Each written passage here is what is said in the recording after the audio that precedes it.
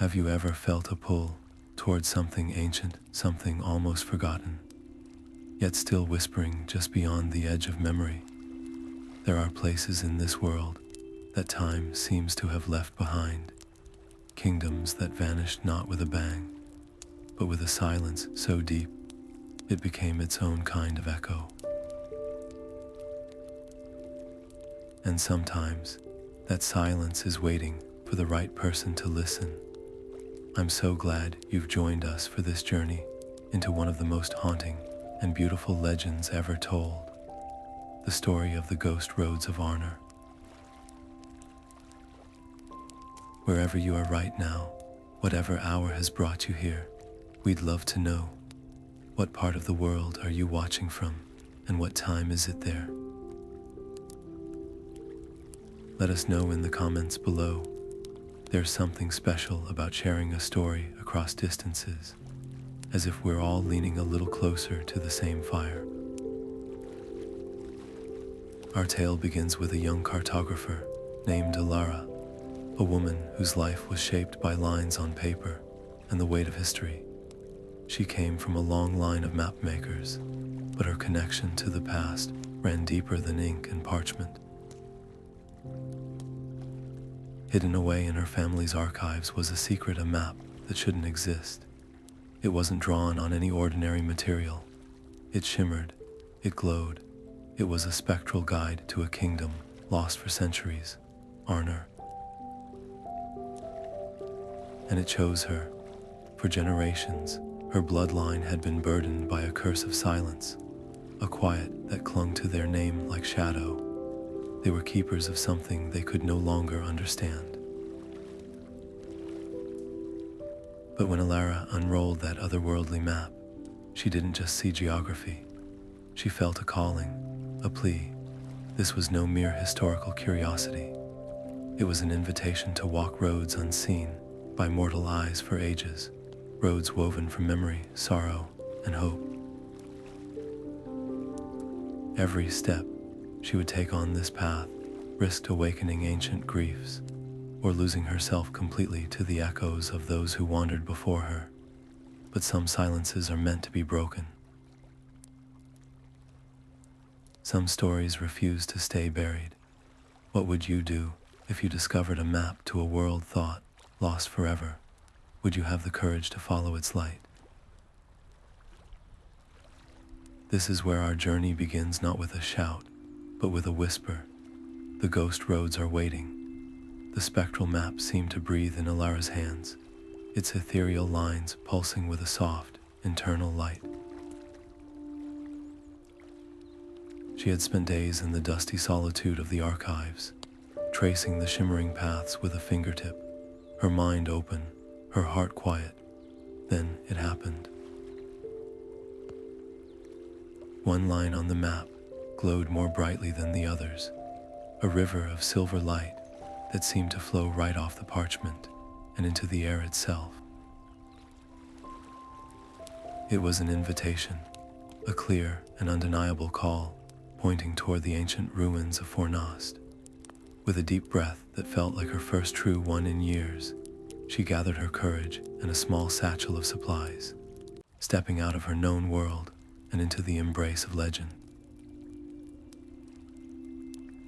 The journey to Fornost was a transition from the living world into a realm of memory. The air grew colder, the colors more muted, as if she were walking into an old, faded painting.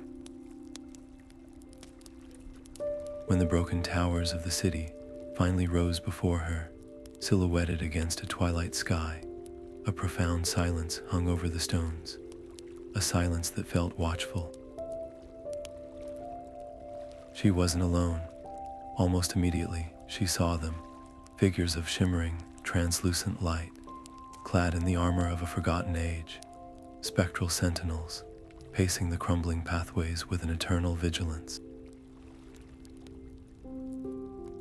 Her heart hammered against her ribs. This was no theoretical exercise in cartography. This was real. One wrong move, and she felt certain the fragile peace would shatter. Remembering fragments of lore from her family's texts, she slowly raised her empty hands, palms open and outward. It was an ancient gesture of peace, a sign that she came without a weapon and without malice. She held her breath as the nearest sentinel turned its helmeted head toward her. For a terrifying moment, it seemed to look straight through her soul. Then, with a slow, almost imperceptible nod, it resumed its patrol. She had passed the first test, but the path was narrow and fraught with peril. As she edged along a broken wall, her boot dislodged a small stone. The clatter it made was impossibly loud in the oppressive quiet, and instantly, a single, piercing wail tore through the ruins. It was a sound of pure anguish, a cry of loss that echoed off every stone and seemed to freeze the very air in her lungs. The sentinels did not attack. Instead, they simply stopped. Every single one turned to face the source of the sound, to face her. Their silent, collective gaze was more terrifying than any charge. She stood frozen, caught in the spotlight of their haunted attention. This was the moment of choice, to flee back to the safety of the known world, or to press forward into the heart of the unknown. She thought of the silence that had plagued her family, the unanswered questions that had shaped her life. She could not turn back. Squaring her shoulders, she took another deliberate step forward on the glowing path only she could see. And the map responded. As her resolve solidified, the silvery line on the parchment brightened, pulsing in time with her own heartbeat. It wasn't just a static drawing. It was a living thing that reacted to her will, to her courage. It was a partner in this dance, but with that connection came a cost. The spectral figures did not look away. Their ghostly attention was now firmly fixed upon her, their forms seeming to solidify slightly, becoming more present, more aware. The stakes were no longer about avoiding detection. They were about navigating a path that was now actively being watched by the very echoes she sought to understand. Each step forward was a step deeper into their world, and the map glowed ever brighter, urging her toward the next fragment of the road, a road that was woven from memory and longing. Leaving the echoing stones of Fornost behind, Alara followed the spectral map's gentle pull toward the shores of Lake Evendim, where the ancient capital of Enuminas lay sleeping beneath a perpetual, milky fog. The air here was thick and cool, smelling of wet stone and old memories. The grand ruins, what remained of them, were little more than skeletal outlines, foundations of palaces, and broken columns half swallowed by the earth and the mist. It was a place of profound, overwhelming sorrow, a feeling that settled on her shoulders like a physical weight. And then she saw him. A figure sat upon a throne that was no longer there, a crown of shimmering, insubstantial light upon his brow. His form was more defined than the sentinels of Fornost, his grief so potent it seemed to ripple the very air around him. This was no mere echo. This was a king, trapped in the moment of his greatest loss. He turned his head, and though his eyes were hollow pits of light, she felt his gaze lock onto her. A voice, not a sound but a thought, formed directly in her mind, heavy with a hope that had curdled into despair. "Herald, you are late. You bring word from the northern marches. Speak, does my son live?" The question was a blade. Alara's mind raced. This sorrowful ghost had mistaken her for a messenger from a battle lost millennia ago.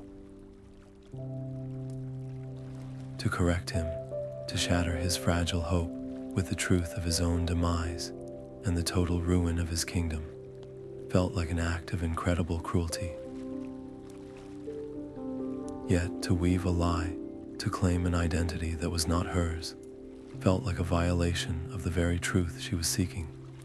It was a choice between compassion and honesty, between gaining his trust and honoring her own path.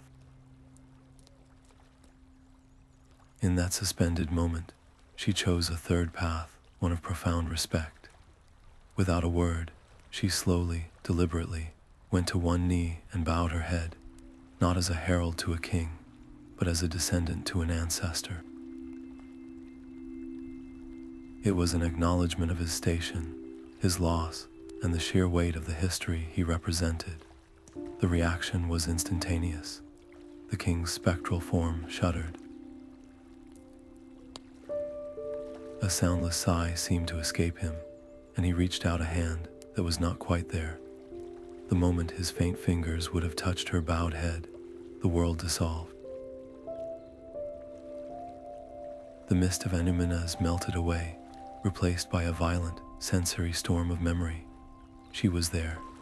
She saw the proud banners of Arnor snapping in a bitter wind, saw the sun glint off ranks of spears. Then came the discordant roar of battle, the smell of smoke and fear. She felt the king's own heart break as he watched his lines break, felt the devastating moment he learned his son and heir had fallen. She witnessed the agonizing decision to retreat, to save what few he could, and the crushing guilt as his magnificent capital was abandoned to the enemy and to time. The vision was not a story being told. It was a tragedy being relived, and it poured into her, forging a connection that was both a gift and a wound. She now understood the depth of the fall, not as history, but as a personal, aching loss. As the vision faded and she found herself back on her knees in the cold mist, the ghost of the king looked at her with a new, haunting clarity. The mistaken identity was gone, replaced by a silent, grateful understanding. He did not speak again, but he gave a slow, regal nod of acknowledgement before his form began to fade, finally finding a small measure of peace. But the energy of that shared memory, that raw emotional release, had sent ripples far beyond their quiet meeting. As Alara shakily got to her feet, her own heart aching with a grief not her own, she sensed a new presence. At the very edges of the thick fog, where the light of the spectral map did not reach, darker shapes now moved. They were formless, silent watchers, drawn to the intensity of the emotion like predators to a scent. They did not approach, but their attention was a cold pressure against her skin, a clear and ominous sign that her actions had consequences, and that the shadows of this land were now deeply aware of her journey. Leaving the cold mists of Anuminas behind, the spectral map guided Elara toward a dense, ancient forest that seemed to swallow the very light around it. This was no ordinary wood. As she crossed the threshold beneath its gnarled, overarching boughs, the air itself changed. The familiar sounds of the world, the distant call of a bird, the rustle of the wind, were replaced by a low, constant murmur. It was a chorus of whispers, a tapestry of half-heard voices woven through the leaves. She stood still for a long moment, listening, and the truth of it sent a shiver down her spine. The trees themselves were speaking. They murmured not in any language she knew, but in feelings and impressions, echoing with the weight of promises made centuries ago. Fragments of loyalty, oaths of fealty, vows of protection. They hung in the air like mist, a cacophony of unfinished business from a kingdom that refused to be completely silenced. The path ahead was not clear. The forest floor was a maze of roots and shadow, and the glowing line on her map seemed to fray at its edges, offering a direction but not a specific trail. To move forward, she realized she would have to listen, truly listen, and decipher the puzzle of the woods. The whispers grew more distinct as she focused, individual voices separating from the chorus. One tree, its bark like silvered parchment, seemed to hum with a vow of unwavering guard duty. Another, a great oak split by lightning, resonated with a somber oath to protect the royal bloodline. She walked slowly among them, her hand occasionally brushing a trunk, and each touch brought a flash of emotion, pride, desperation, a fierce and enduring love for the lost land of Arnor. It was when three distinct whispers from a trio of ancient rowan trees seemed to sync together that she heard it, a riddle formed from the overlapping echoes. "We were the shield that did not break," murmured the first. "We are the memory they could not take," sighed the second. "Walk where our heartwood lies awake," finished the third, its voice the faintest rustle of leaves. Elara's mind, trained to see patterns in charts and symbols, pieced it together. She looked down at the ground between the three trees, where a patch of luminous moss grew in a distinct, almost circular pattern. This was not a path made of dirt or stone, but one of intention and memory. Stepping onto that soft, glowing circle, she felt a subtle shift under her feet, and a previously invisible trail, lined with faintly shimmering fungi, revealed itself ahead, winding deeper into the heart of the woods. But her triumph was short-lived. The new path led into a small, dark clearing, and there, materializing from the shadows themselves, was its guardian. A great beast, its form lupine, but woven from tangled undergrowth and shifting twilight, stood blocking the way. It had eyes that were pools of absolute blackness, and a low, soundless growl made the whispers around them stutter and fade into a fearful hush. This was a phantom of the forest, a creature made from its deepest fears and oldest protections. Every instinct screamed at Alara to run, to backtrack and find another way. But the map's path was clear. It led straight ahead, directly through the creature. Her hand went to the satchel at her side, where the spectral map was safely rolled. She could feel its warmth, its gentle pulse of energy. It was her guide, her key, her only connection to this world. To use it as a tool felt like a tremendous risk. Yet, the beast did not advance to attack.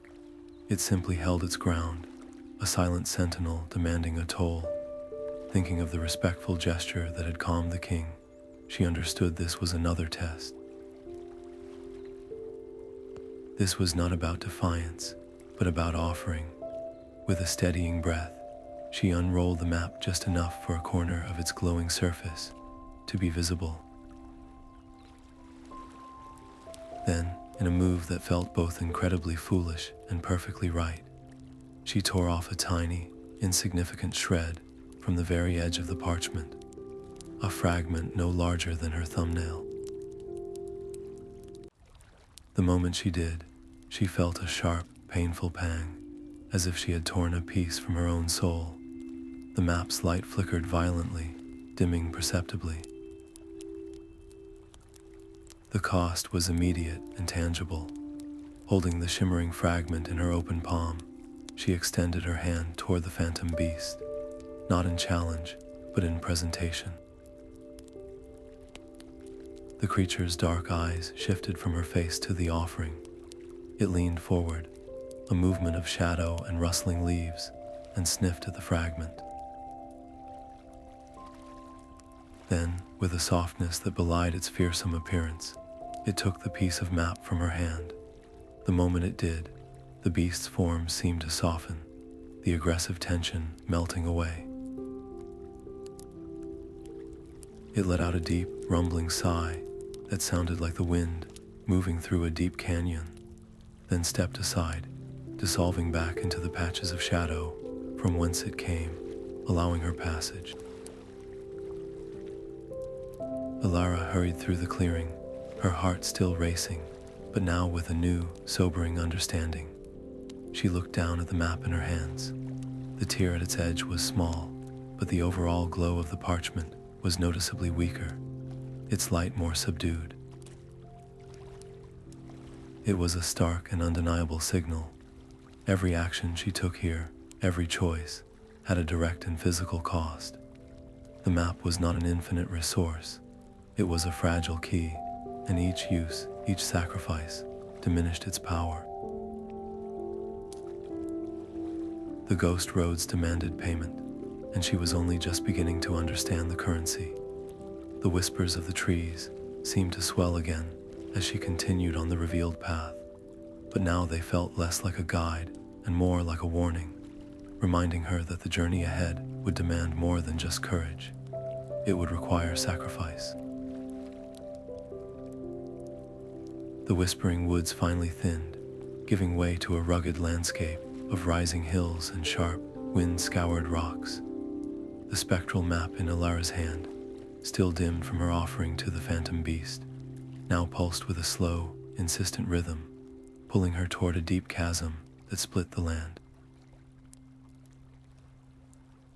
Spanning this void was a bridge that seemed to defy time itself. It was built of massive, weathered stone, ancient beyond measure, and yet it was visibly crumbling.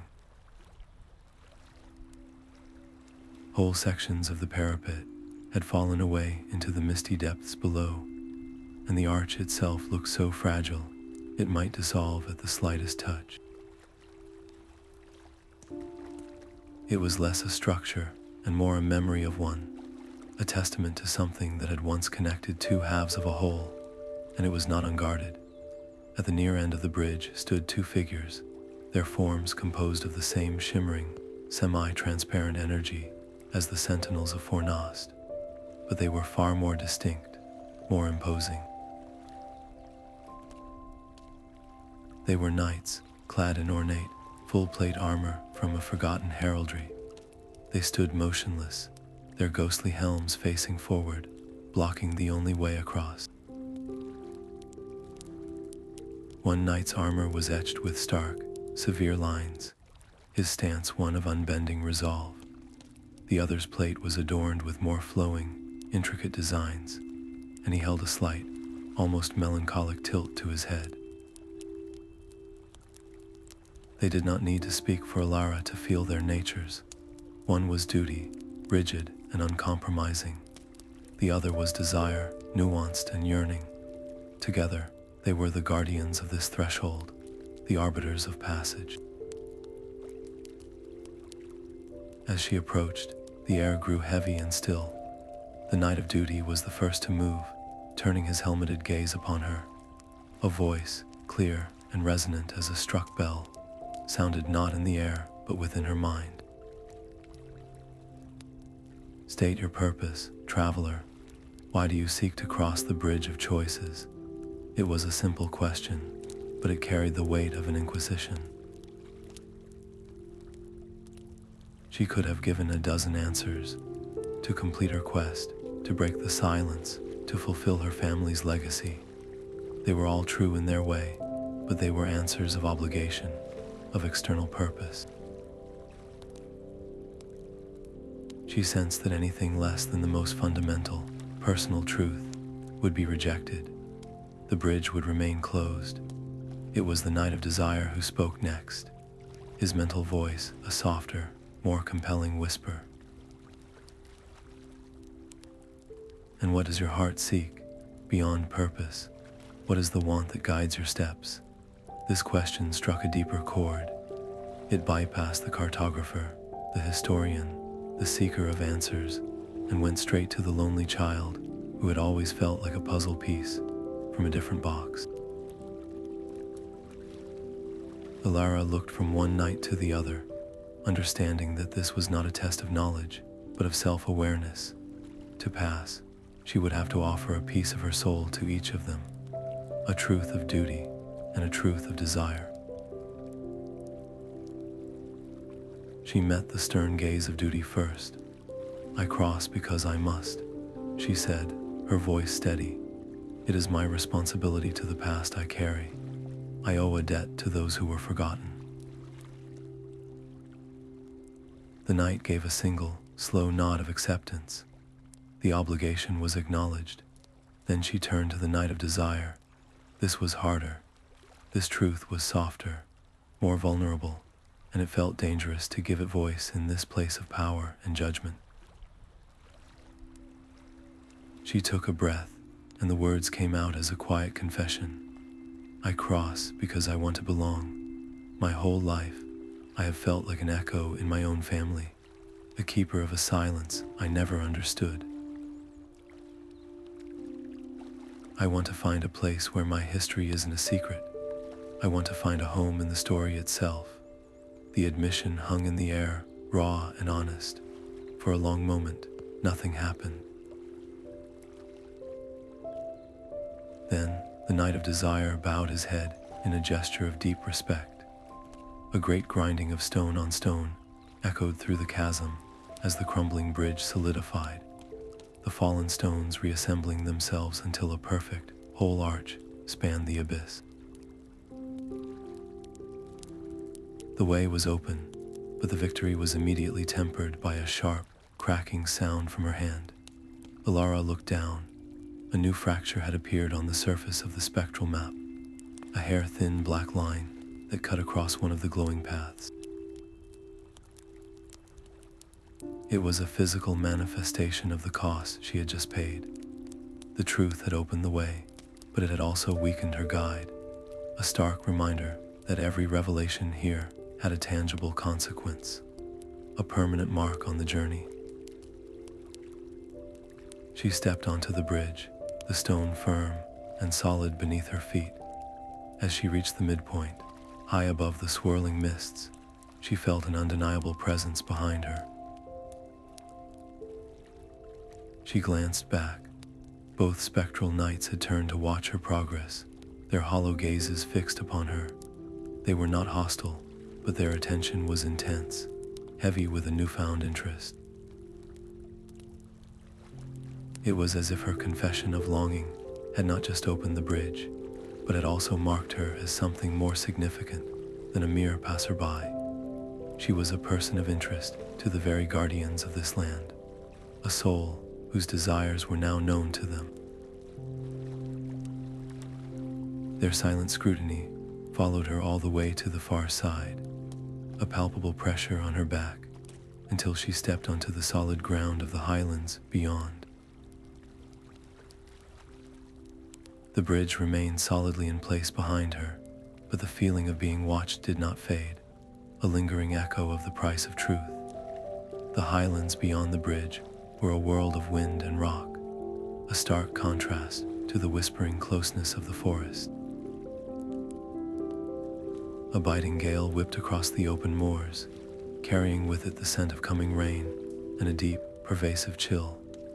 Alara pulled her cloak tighter, the spectral map in her hand, feeling heavier and more fragile than ever, its light still dimmed from the sacrifices she had made. The feeling of being watched by the bridge knights had faded, but it was replaced by a new, more oppressive sensation, a profound and growing silence that seemed to press in from all sides, smothering the very air. It was more than an absence of sound. It was an active force, a weight of forgetting that threatened to erase her own thoughts. She needed shelter, and soon. Her map pulsed with a weak, thready light, no longer showing a clear path, but instead pulling her toward a single point on the horizon, the jagged silhouette of an old watchtower, perched precariously on a rocky outcrop. It was a forgotten sentinel, its stone walls weathered and breached in places, but it stood defiant against the elements. As she drew nearer, a flicker of orange light caught her eye from one of the tower's narrow upper windows. A fire. Her heart leaped into her throat. She was not alone in this desolate place. Cautiously, she approached the tower's broken doorway, her senses on high alert. The interior was a single large room, cluttered with the debris of centuries, fallen stones, rotten wood, and layers of dust. And there, huddled close to a small, crackling fire, built in a ring of stones, was a figure. He looked up as she entered, his movements swift but not aggressive. He was young, perhaps her own age, with a traveler's weary eyes and a face that seemed etched with its own quiet history. He did not look like a ghost or a spectral guardian. He looked human, real, and just as surprised to see her as she was to see him. For a long moment, they simply stared at each other, the only sound the crackle of the fire and the howl of the wind outside. The silence between them was thick with unspoken questions and mutual wariness. He was the first to break it, his voice quiet but steady. "You feel it too, don't you?" The silence. "It's getting heavier out there." He gestured vaguely toward the door. "It's like walking through water." His name was Kale, he told her. He was not a cartographer, but a lore seeker, a man tracing the footsteps of his own ancestors who had served in the armies of Arnor and never returned. He carried no glowing map, but a worn journal filled with fragments of songs, half-remembered stories passed down through his family, and hand-drawn copies of symbols he had found carved on standing stones in the wild. His quest was not to break a curse, but to find closure, to understand the fate of those he had come from, and perhaps lay their memories to rest. He had been drawn to this tower, he said, by a gut feeling, a compulsion he couldn't explain, the same kind of pull that had guided Alara. They sat on opposite sides of the fire, 2 points of light in a vast and darkening world, and they faced a decision that felt monumental. Their goals were aligned, yet their paths were their own. To share what they knew felt like a tremendous risk. Alara's map was her most precious and vulnerable possession. To reveal its power to a stranger was to trust him with her very purpose. Kale's journal contained his family's most intimate legacies. Could they trust each other? The alternative was to part ways at first light, two solitary figures continuing their journeys alone, perhaps made safer by solitude, but undoubtedly weaker. The silence outside the tower seemed to press in on the stone walls, as if listening, waiting for their choice. It was Kale who made the first move. Without a word, he opened his journal to a particular page and turned it around to face her. On it was a carefully sketched crown, identical to the one she had seen on the brow of the sorrowful king in Anuminas. It was a sign, a point of undeniable connection. Elara's hesitation melted away. She unrolled her spectral map, its soft light illuminating both their faces in the dim firelight. As the glow touched the pages of his journal, something extraordinary happened. The sketches on the page seemed to deepen, the lines becoming more pronounced, as if the map was affirming the truth of his search. They made their pact not with grand words, but with a simple, mutual nod. They would combine their knowledge. They would walk the ghost roads together. The moment the agreement was sealed, a powerful energy filled the small room. The fire flared, not with heat, but with a cold, white light. The air hummed, and the world around them dissolved. They were no longer in the tower. They stood together on a vast, bloody field under a sky choked with smoke. Around them, the last kings of Arnor fought a desperate, losing battle. They could hear the roar of the enemy, the clash of steel on steel, the cries of the fallen. They saw a standard, bearing the same crown from Kale's journal, fall into the mud. They felt the devastating moment of rupture, the collective gasp of a kingdom's soul being torn apart. It was the last stand, not as a story in a book, but as a shared, visceral experience that washed over them both, a tsunami of memory and despair. The vision vanished as suddenly as it had come, leaving them back in the watchtower, breathless and shaken, clutching each other's arms for support.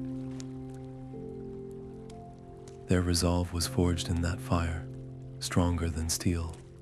They now had a shared purpose, a shared understanding of the tragedy they were trying to heal. But the cost was immediately clear. The shared vision had been powerful, but it had also been a beacon. The silence outside the tower was no longer just a passive pressure. It now felt attentive, focused, and hungry. It had felt their combined presence, their united will, and it had grown heavier, more concentrated, as if all the forgotten sorrows of Arnor were now pressing in around their fragile sanctuary, waiting to see what they would do next. Their fates were now irrevocably intertwined, and the path ahead felt both clearer and infinitely more dangerous. Leaving the relative safety of the watchtower behind, Alara and Kale ventured into a landscape that felt increasingly like a dream.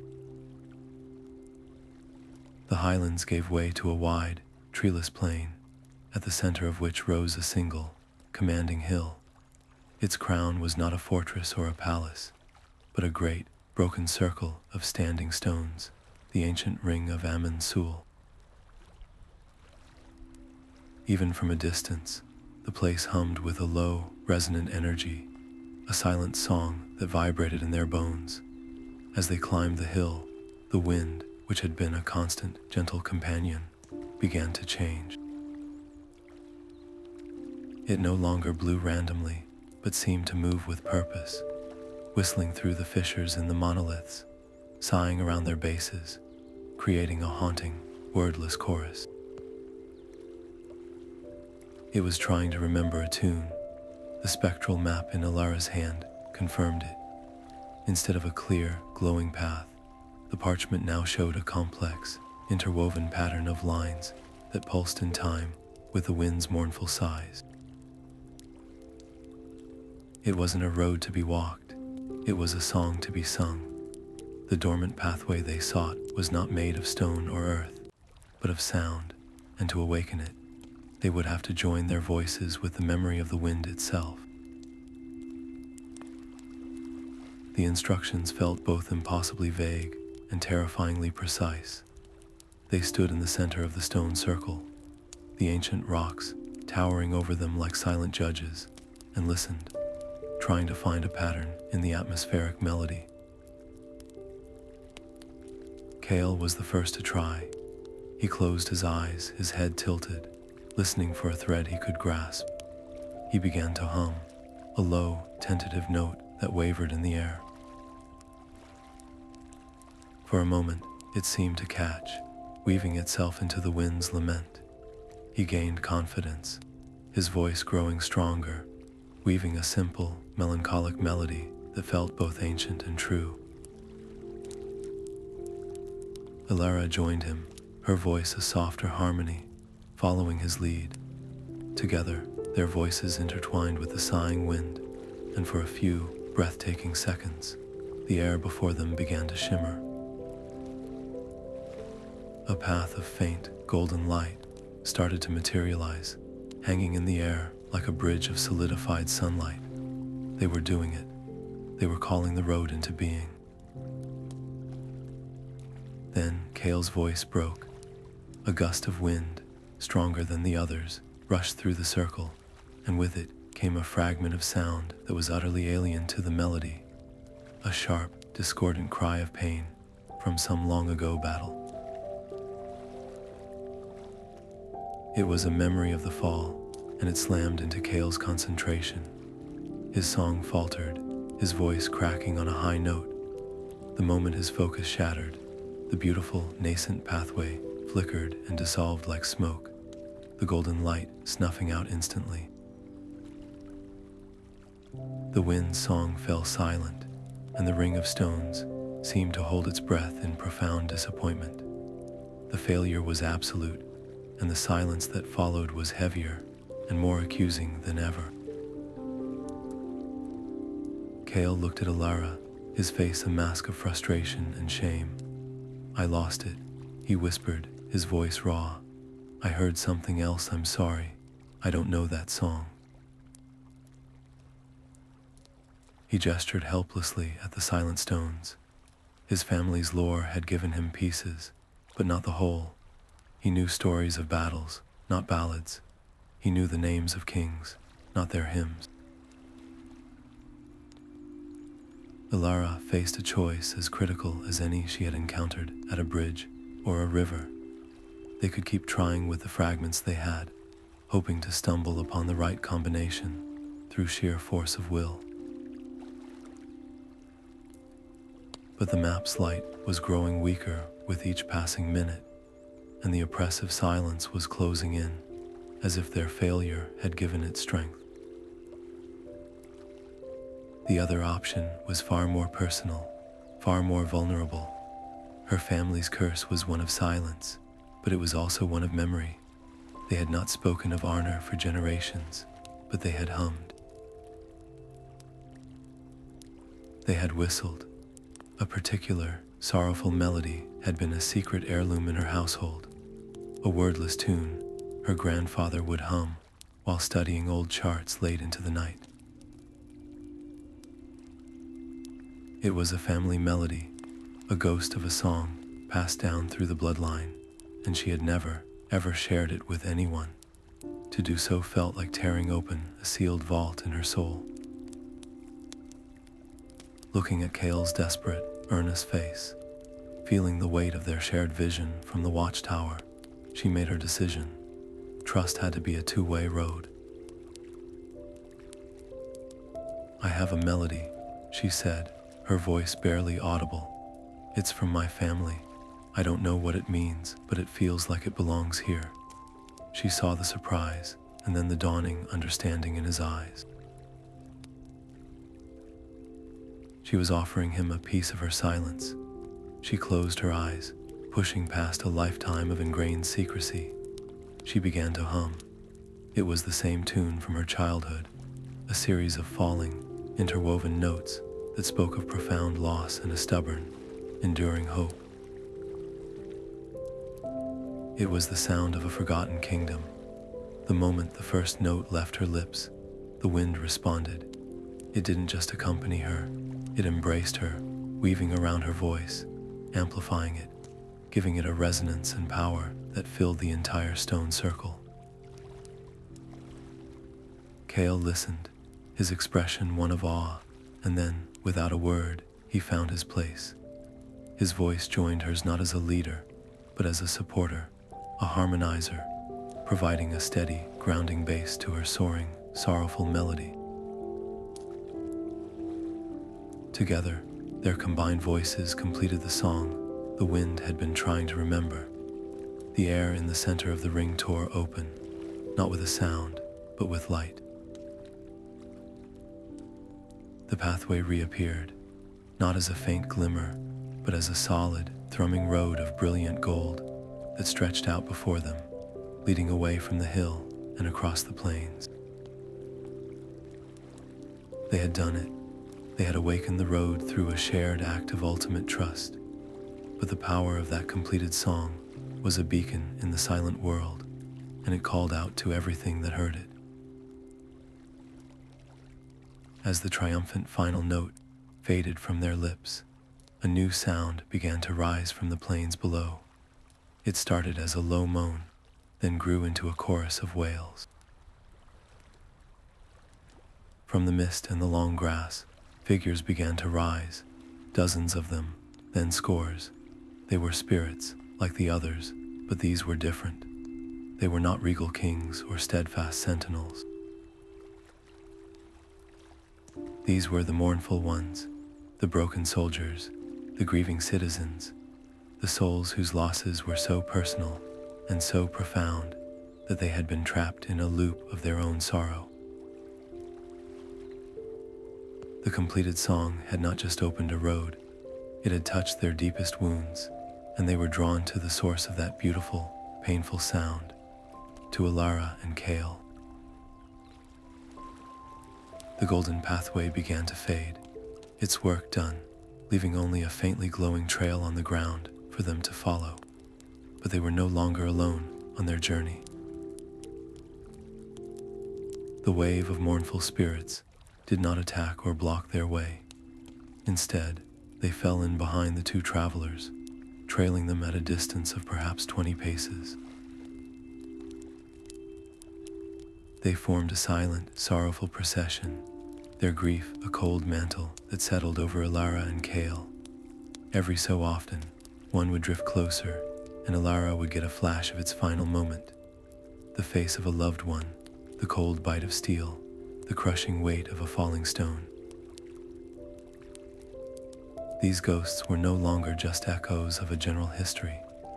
They were becoming persistent, personal reminders of every individual tragedy that had built the fall of Arnor. The stakes of their quest were no longer about solving a puzzle or breaking a curse in the abstract. They were now shepherds to a legion of the lost, and every step forward was weighed down by the collective grief of a nation. The golden path led them down from the high plains and into a low, misty valley, where the air grew damp and heavy with the sound of countless soft cries. Before them lay the spectral river Guado, but it was unlike any river they had ever seen. Its waters were not water at all, but a flowing, shimmering substance of liquid twilight and captured sorrow, moving in a slow, mournful current that seemed to weep as it passed. This was no simple obstacle to be forded.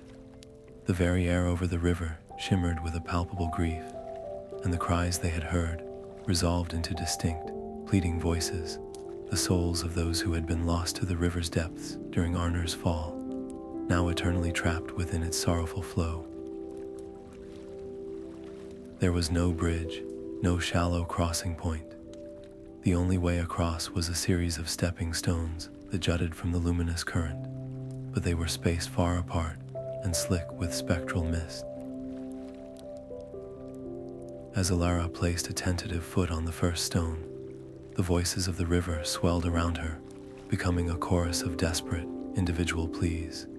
"Remember me," one voice whispered, thin and reedy.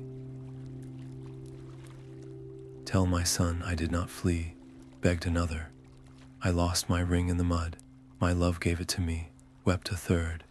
They weren't asking for physical help. They were begging for acknowledgement, for the one thing that could keep their memories from dissolving entirely into the river's flow, a living person's remembrance. Kale stepped onto the stone behind her, his face pale. "They want something from us," he said, his voice tight. "They won't let us cross unless we pay the toll."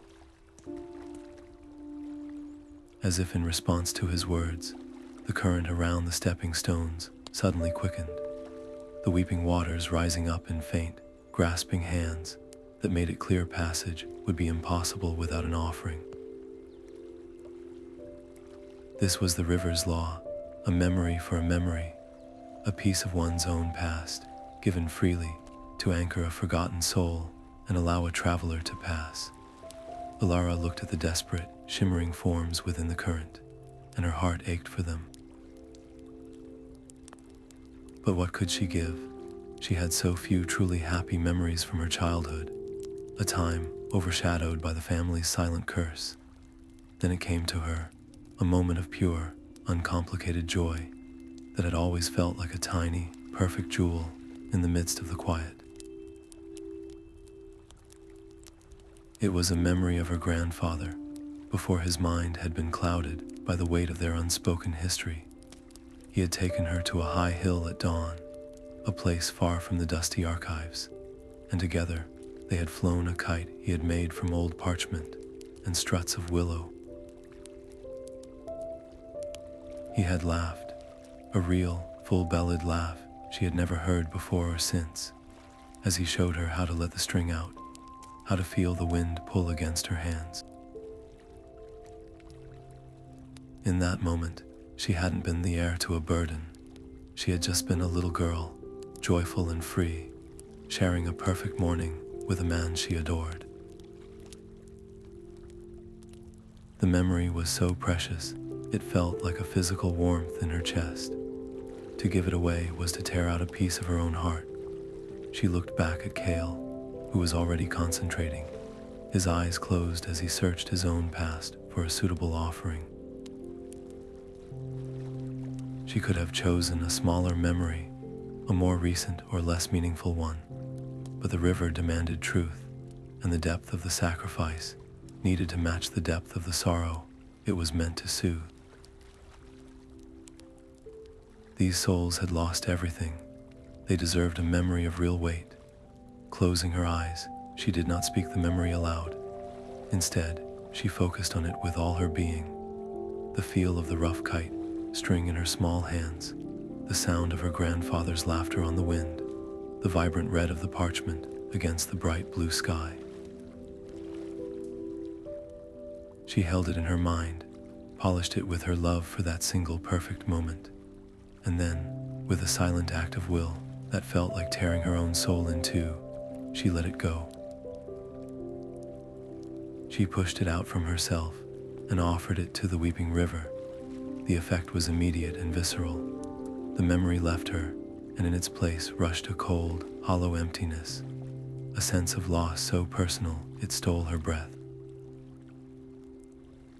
She swayed on the stone, and Kale reached out to steady her. But as the memory dissolved into the shimmering current, the waters around their stepping stones changed. The desperate, grasping hands receded. The weeping softened to a gentle sigh. The cries of the souls directly around them quieted, soothed by the warmth and beauty of the gift she had given. A sense of profound gratitude washed over her, and for a moment, the entire river seemed to glow with a softer, kinder light. The path across was now calm, the stones clear and stable. She had paid the toll. They crossed quickly, the hollow feeling inside her growing with every step. When they reached the far bank and turned back, the river was already returning to its previous state of mournful tumult. But something was different.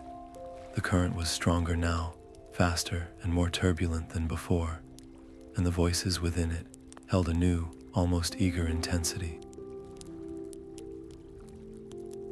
It was as if her sacrifice, while granting passage, had also awakened a deeper hunger in the river. It had tasted the potency of a truly cherished memory, and it now understood the quality of the offerings these travelers could provide. The message was clear, and it settled in Alara's gut like a stone. The ghost roads would not be satisfied with small tokens. The cost of walking them was going up, and the next price demanded would be even higher than the last. Beyond the weeping river, the land rose sharply into a region of jagged, broken mountains, a place where the very air seemed thin and starved of sound. The trail left by the spectral map, now fainter than ever after the river's toll, led them into a narrow, shadowed pass that felt less like a geography and more like a wound in the world. The mournful procession of spirits that had followed them from the ring of Amansul did not enter this place. They halted at the mouth of the pass, their forms wavering with what looked like ancient fear, before fading back into the mist, leaving Alara and Kale to face what lay ahead utterly alone. The pass opened into a small, circular valley, utterly barren and surrounded by sheer cliffs that seemed to drink the light. And there, standing between two pillars of basalt that formed a natural gateway, was the Guardian. It was a being of impossible scale, a colossus woven from the mountain mist and the dark stone of the cliffs themselves. It had no discernible face, no clear limbs, yet its form suggested a towering humanoid shape, immovable and eternal. It did not breathe, it did not shift. It simply was a silent, monolithic sentinel, blocking the only visible entrance to the tunnels that burrowed into the mountain wall behind it, the dreaded paths of the dead. An aura of absolute finality radiated from it, a warning that said, in no uncertain terms, go no further. Kale instinctively reached for the knife at his belt, a useless gesture against such a being, but one born of pure instinct. Elara caught his arm, her grip firm. No, she whispered, her voice swallowed by the oppressive quiet. Look at it, it isn't waiting for a fight, it's listening. She focused on the sentinel, not with her eyes, but with the same deep intuition that had guided her with the king and the phantom beast. She felt the energy around it, not as malice, but as a profound, bottomless patience. This was not a creature of violence, but of judgment. It was a threshold guardian, and it would not be moved by threat or weapon. It would only be moved by a key. And the key, she sensed with a certainty that chilled her, was a story. Not just any story, but the story, the truth of what had happened here. The silence in the valley was so complete that she could hear the frantic beating of her own heart. She looked at Kale, his face etched with uncertainty, and then back at the silent, mist-shrouded giant. To try and force their way past was unthinkable. To turn back was to fail everyone, the kings, the lost spirits, themselves. There was only one path forward, and it required the most vulnerable act of all, to give voice to the very tragedy she had come to heal. She had to speak the fall of Arnor to the heart of its sorrow. Taking a deep, steadying breath, she stepped forward, placing herself directly before the silent sentinel. She did not shout or plead. She simply began to speak, her voice low and clear at first, a fragile sound in the immense silence. She started not with the battles or the bloodshed, but with the kingdom itself. She spoke of Arnor in its golden age, of its proud cities and its wise kings, of the peace that had flourished along its roads and rivers. She painted a picture with her words of a land, rich with life and song, a civilization at its height. As she spoke, a faint, almost imperceptible shimmer passed through the guardian's stony form. It was listening. Then, she let her voice change, allowing the sorrow to seep into it. She spoke of the shadow that had grown in the east, of the first rumors of war, of the mustering of armies fueled not by conquest, but by a desperate need to protect everything they held dear. She described the courage of the soldiers, the fears of the families they left behind, the last, hopeful marches from Anumines and Fornost. She spoke of the kings, not as legends, but as men, fathers, brothers, sons, shouldering an impossible burden. With every sentence, she poured not just the facts, but the emotion she had inherited, the grief she had witnessed in her visions, the weight of the silence that had plagued her bloodline. She was not recounting history, she was channeling it. She came to the last stand, her voice trembling but unwavering. She described the chaos of the battlefield, the fall of the standards, the death of hope. She spoke of the moment the line broke, the heart of the kingdom, shattering under the onslaught.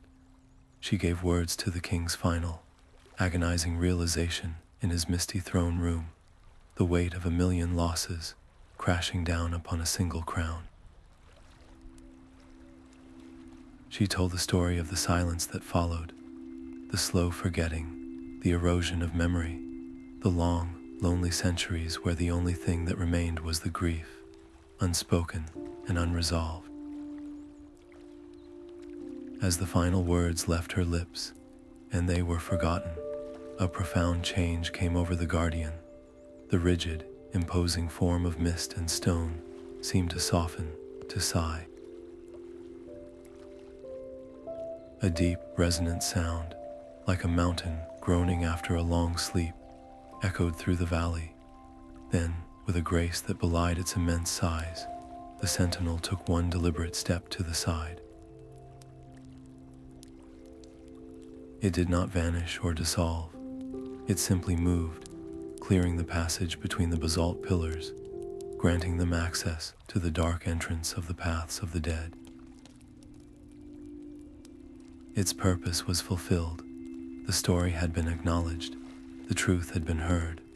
A wave of relief washed over Alara, so potent it made her knees weak. Kale was at her side in an instant, his hand on her elbow, his face full of awe and gratitude. They had done it. They had passed the final Guardian. But as that initial relief faded, a new and unsettling sensation began to creep into the valley. It started as a vibration under their feet, a low hum that was felt more than heard.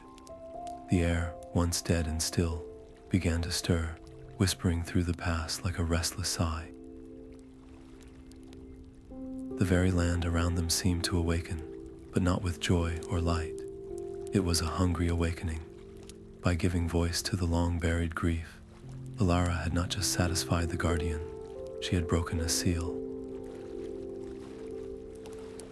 She had taken a pain that had been dormant, compacted by centuries of silence, and she had unpacked it, aired it out, given it shape and sound, and now that it had a voice, it wanted more. The grief of a fallen kingdom was not a finite thing to be solved with a single story. It was a vast, emotional ocean, and she had just opened the floodgates. The land itself seemed to lean in, its attention focused on her, the one who had finally spoken its true name. It was as if a deep, collective hunger had been awakened, a yearning to be heard and remembered that was now directed entirely at the young woman who had been brave enough to listen. The path ahead was open, but the shadows within it now felt intensely, personally aware of the chronicler in their midst. The path beyond the sentinel was not a tunnel of rock and earth, but a corridor of solidified shadow and memory. The air was thick and cold, carrying the faint, dry scent of ancient dust and forgotten ceremonies. They walked in silence, the only sound the soft scuff of their boots on the unnaturally smooth floor, their way lit only by the faint, dying glow of the spectral map. It felt less like descending into a mountain, and more like stepping backward through layers of time, each breath tasting of a deeper, older silence. Then, the corridor opened abruptly, and they both stopped dead, their breath catching in their throats. They stood at the edge of a cavern, so vast its ceiling was lost in a darkness that felt infinite. This was no natural geological formation. It was a hall, a council chamber carved by will and memory alone. Great, sweeping arches of shimmering, insubstantial stone soared overhead, and the floor was a mosaic of faded constellations that pulsed with a soft, internal light. And seated in a great circle on thrones of mist and obsidian were the ghosts of Arnor's kings. There were dozens of them, their forms more solid and defined than any spirits they had yet encountered.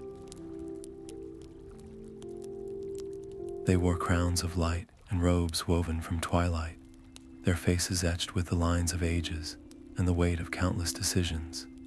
They did not move. They did not speak. They simply sat in a profound, motionless council, their hollow eyes fixed on the center of the circle, a space that was utterly empty. The silence in the hall was not merely an absence of sound. It was a presence, a heavy, judging quiet that seemed to press down on Alara and Kale, measuring their worth, their right to be there. They had arrived at the heart of the mystery, the seat of power for the lost kingdom, but they were utterly ignored. It was as if they were ghosts themselves, invisible to the assembled monarchs. Kale took a hesitant step forward, then another, but the kings gave no indication they saw him. He could have waved his arms, shouted, and it would have made no difference.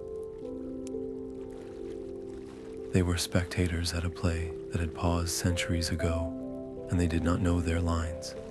Alara understood instantly. This was not a place one simply walked into. An audience here was not a right. It was a privilege that had to be earned. The kings, even in death, adhered to protocol. To gain their notice, to be acknowledged by this silent council, a petitioner had to present an offering. Not a memory as to the river, and not a story as to the guardian. This was a different test. She sensed it in the very air of the hall. This required a symbol. A token of loyalty, of fealty, something that proved a genuine connection to the kingdom they represented. Her mind raced through the few possessions she carried. Food, water, her tools all meaningless here. Then her hand went to the chain around her neck, her fingers closing around the cold, familiar metal of her family's heirloom. It was a simple pendant, a disc of bronze stamped with a worn, almost indistinguishable symbol, a star within a circle. Her grandfather had given it to her when she'd first shown an interest in the archives, telling her it was the oldest thing their family owned, a key to remembering who they were. She had never taken it off. To give it up felt like surrendering a part of her own identity, the last tangible link to her own history, to serve the memory of this greater one.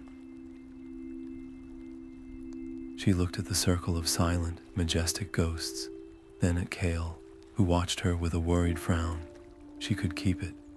They could try to find another way, another path around this impasse. But the map was nearly dark, and the weight of their entire journey pressed upon her. This was the moment it had all been leading to. With a resolve that felt like tearing her own skin, she unclasped the chain. The metal was warm from her skin.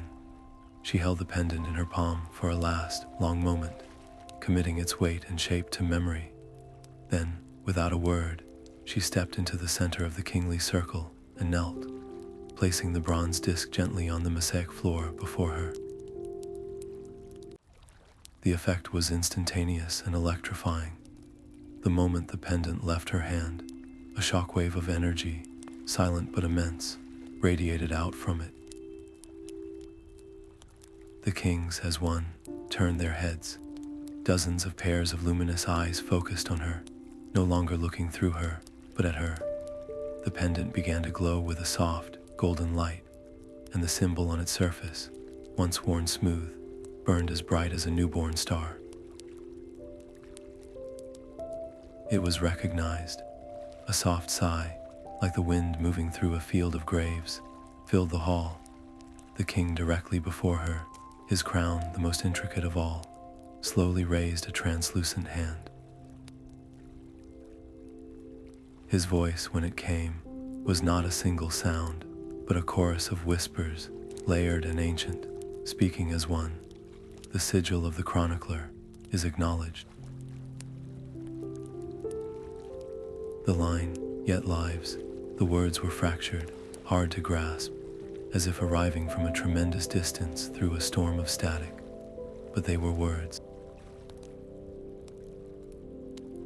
The silence was broken. Another king spoke, his voice rasping like stone on stone. The betrayal came from within the court, A third overlapped him, a mournful echo. The western garrison fell, not to sword, but to whispered lies. The hall filled with their voices, a cacophony of half-finished sentences, conflicting reports, and painful revelations. It was not a clear history lesson. It was the raw, unfiltered echo of a kingdom's death throes, each king clinging to his own fragment of the truth. Alara listened, her heart breaking and soaring at once, trying to piece together the fragments. A traitorous advisor, a broken alliance, a trusted captain led astray. But amidst the jumble of voices, as she tried to count the figures, to match the tales to the tellers, a cold realization began to dawn. She looked around the circle, her eyes scanning each regal, sorrowful face. Their numbers were great, but they were not complete.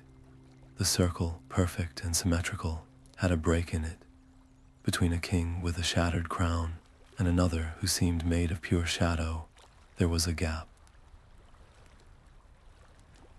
A throne of smoky quartz sat empty. It was not a space that had never been filled. It felt like a void, a missing tooth in the mouth of history. The conversations of the kings seemed to flow around this emptiness, never addressing it, yet always aware of it. The king who had spoken first noticed her gaze, following it to the empty throne. A profound sadness deepened the lines on his spectral face. His chorus of voices dropped to a whisper. Thorndeer, he who was to be the last, he is not with us. His grief, his vow, bound him elsewhere. His silence is the anchor. The revelation hit Elara like a physical blow. The empty throne was not an accident of history. It was the core of the problem. Their quest, the map, the breaking of the silence. It all hinged on this one missing monarch, King Thorndeer. They had not been searching for the story of a kingdom. They had been searching for its king. And until he was found and brought back to his rightful place in this council, any truth they learned would be incomplete. Any peace they brokered would be temporary. The audience had been granted, a price had been paid, but their journey was far from over. In fact, it had just begun. Chinese letter, Chinese letter, Chinese letter, Chinese letter ED. And the true goal now lay not in a place, but in a person lost to his own sorrow. The revelation in the Hall of Kings settled over Alara and Kale not as an answer, but as a profound and urgent redirect. Thorndeer. The name echoed in the new silence between them, a puzzle piece that had been missing from the very start.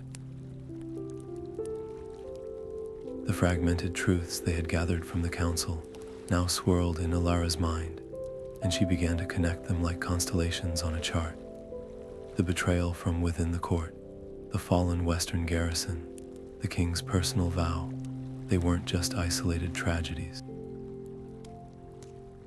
They pointed to a specific kind of grief, a guilt so all-consuming it could make a king abandon his own throne for all eternity. Thorndeer hadn't just died, he had chosen to isolate himself, to wear his failure as a shroud. His silence wasn't a consequence of the curse, it was the very engine of it. To break the silence for everyone, they first had to find the one who refused to speak.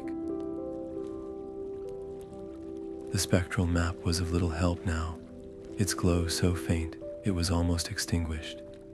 It had led them to the council, but it could not chart a path to a single, wayward soul. Now they had to rely on something far more delicate, intuition and the subtle traces of a specific sorrow. Kale was the one who found the first clue. While Elara had been focused on the king's words, he had been studying the empty throne itself. On the floor before it, almost invisible against the dark mosaic, was a single, ghostly impression. Not a footprint, but the faint afterimage of a crown that had been dropped or cast aside. And from that mark, like the thinnest thread of spider silk, a nearly invisible trail of dissipated energy led away from the circle, out of the hall, and into the deeper dark. It was a trail of pure remorse, a path only someone attuned to the most profound absences could ever hope to follow. They left the Hall of Kings behind, following that tenuous thread through a labyrinth of memory-made stone. The air grew colder and thinner the further they went, until they emerged from the mountain's roots onto a windswept peak that felt like the very edge of the world. This was a place beyond even the ghost roads, a desolate altar of self-imposed exile. There were no ruins here, no markers of any kind, just bare, sharp rock under a sky the color of a day-old bruise, and a wind that howled with a hollow, empty sound, as if it had forgotten what it was supposed to carry. And there, at the very summit, sat the ghost of King Thorndeer. He was not majestic like the others. His form was hunched, curled in on itself, knees drawn to his chest. He wore no crown. His robes were simple and torn, and his arms were wrapped tightly around his legs, his face buried against his knees. But the most terrifying thing was not his posture of utter defeat. It was the binding that held him. Wrapped around his form, from his shoulders down to his ankles, were ethereal chains that seemed woven from the very silence itself. They were not iron, but solidified absence, and they pulsed with a dull, negative light. He was not a prisoner of some external force. He was a prisoner of his own vow, a promise of silence so absolute it had taken physical form to ensure he would never, ever speak again. Elara approached him slowly, Kale hanging back to give her space. She knew words were useless here. They would be swallowed by the hungry wind, or rejected by the bonds that defined him. This required a different language. She stopped a few paces away and simply sat down on the cold stone, mirroring his posture, but not his closed-off energy. She sat with her own back straight open, waiting. For a long time, nothing happened. The wind screamed. The king did not move. Then, very slowly, Alara began to communicate.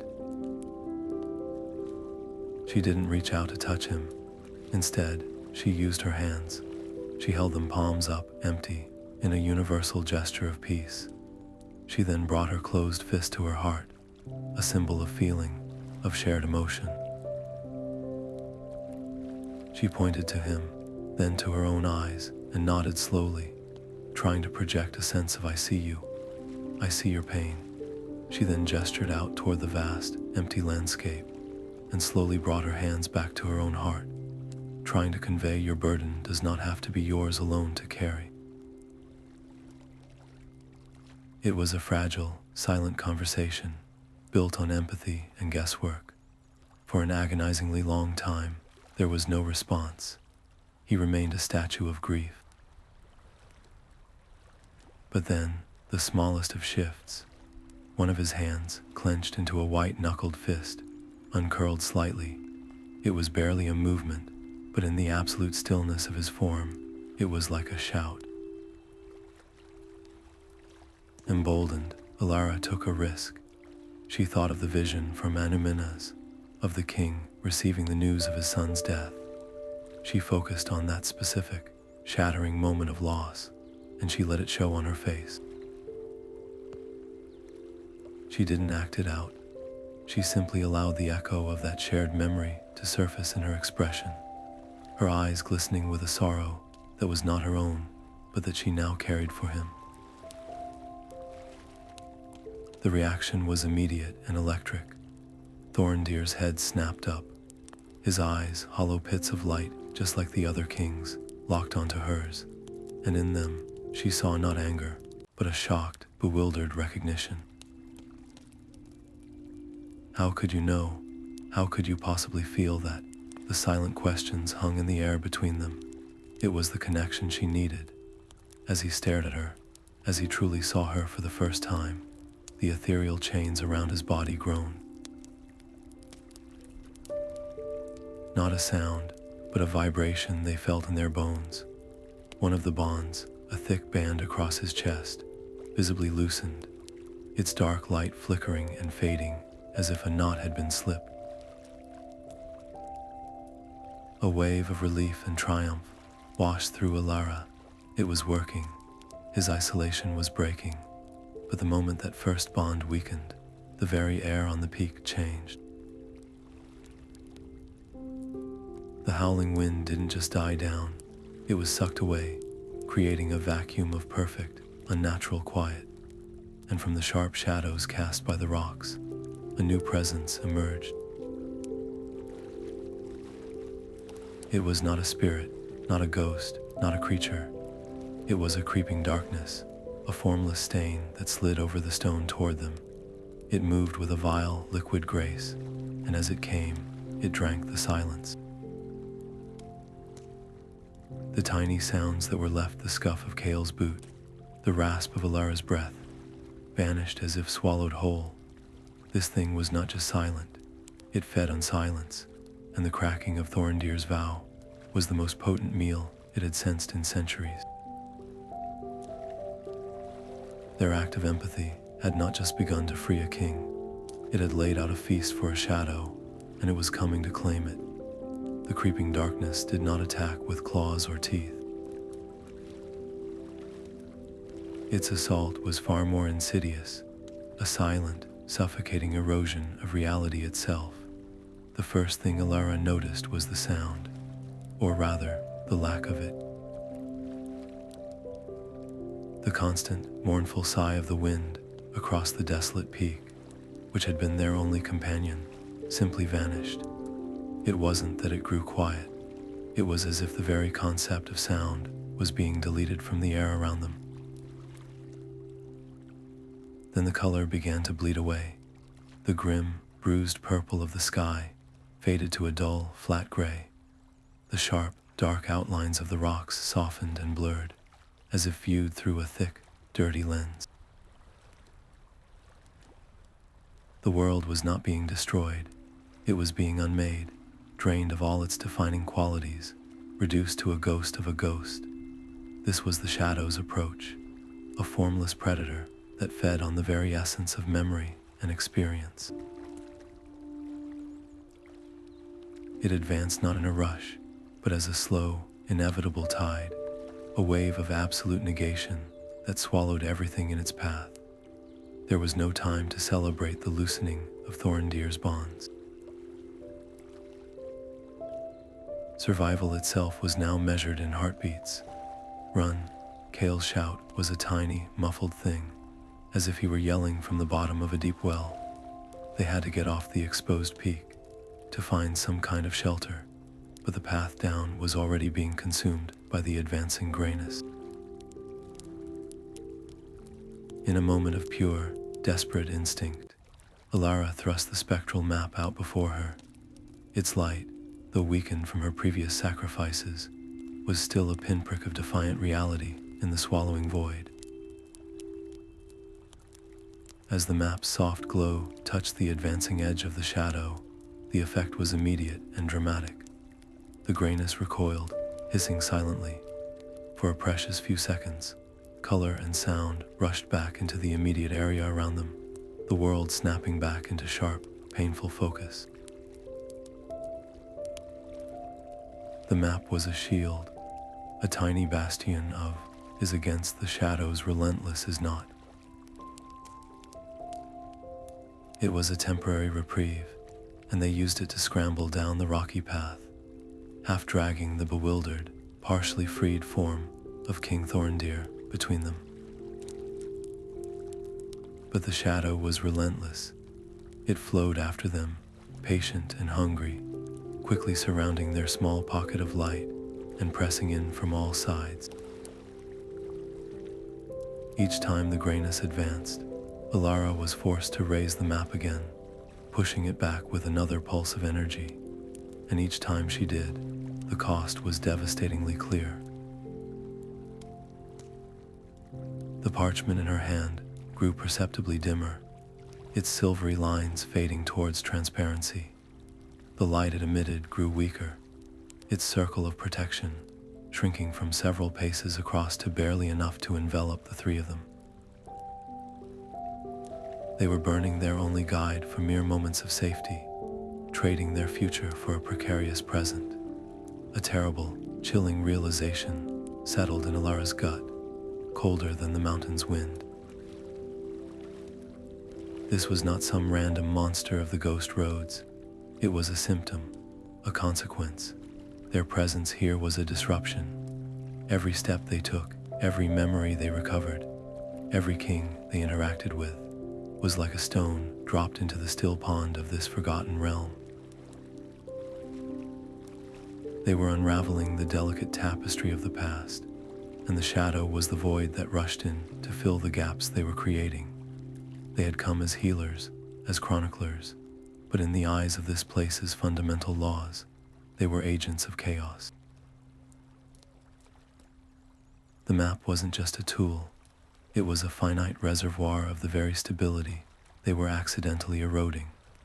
To use it against the shadow was to fight a fire by throwing buckets of the very same precious water that was already leaking from their grasp. They were caught in a terrifying paradox. Their quest to preserve memory was actively accelerating the world's slide into oblivion. The desperate flight from the peak was a blur of gray stone and fading light, the shadow's silent pursuit a constant pressure at their backs. They did not stop until the spectral map in Elara's hand was little more than a faint, cool shimmer, its power nearly spent. They found shelter in a shallow crevice in the rock face, a place where the oppressive silence felt marginally less hungry. King Thorndeer huddled within, his form still flickering with the aftershock of his near liberation, while Kale kept a worried watch at the entrance. The cost of their progress was now terrifyingly clear. Every step forward seemed to fuel the very force that sought to erase them. They were lost, not in place, but in purpose. What was the next move?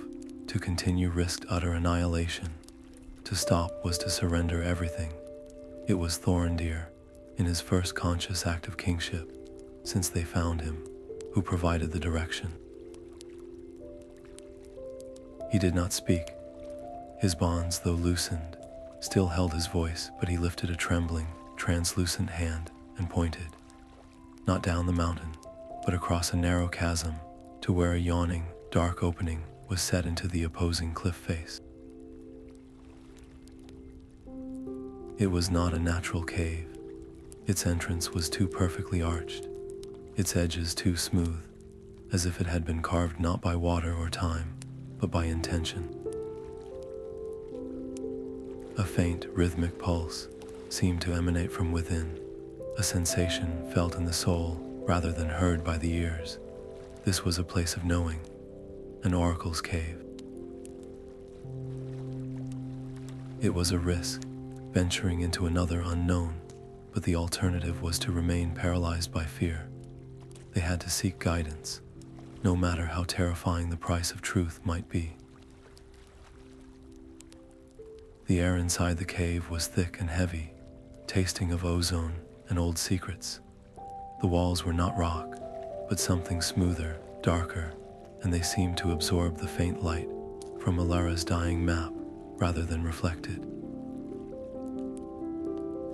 The most unsettling feature, however, was the sound, or rather, the sounds. As they moved deeper, the silence was replaced by a chaotic chorus of whispers, all overlapping, all speaking at once.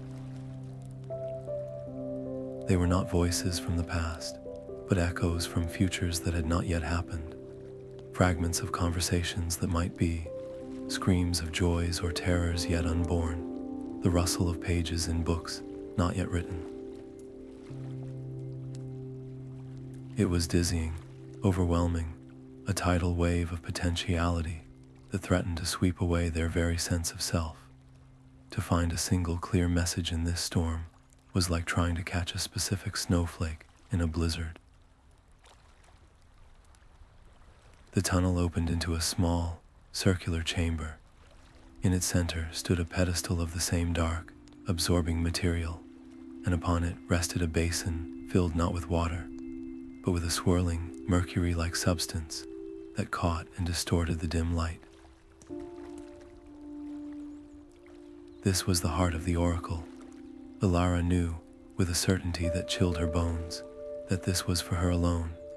Kale and Thorndeer hung back at the chamber's entrance, their presence seeming to disrupt the fragile energy of the place.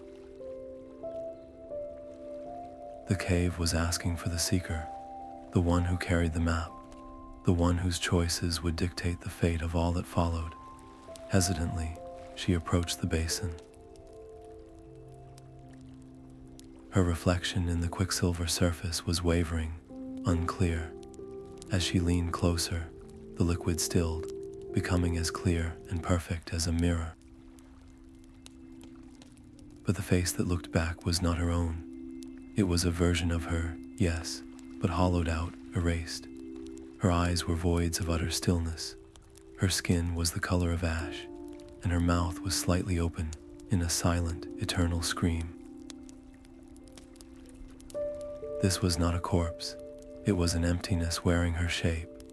This was what she would become if she failed. The silence would not just win, it would consume her, using her as its vessel, a perfect, living monument to oblivion. A cold, primal terror seized her, a urge to recoil, to scream, to flee this place and never look back. Every instinct told her to reject this horrifying vision. But she had run from shadows long enough. She had spent her life in the quiet archives, fearing the very echoes she now sought. This vision was not a threat, it was a truth. It was the ultimate cost of her quest, laid bare before her. To look away was to guarantee it would come to pass. Steeling herself, her hands gripping the cold edge of the pedestal until her knuckles turned white, she did the bravest thing she had ever done. She leaned in closer. She forced herself to look directly into the hollow eyes of her future self. She did not just see the terror, she embraced it. She accepted it as a possible outcome, internalizing its stark warning.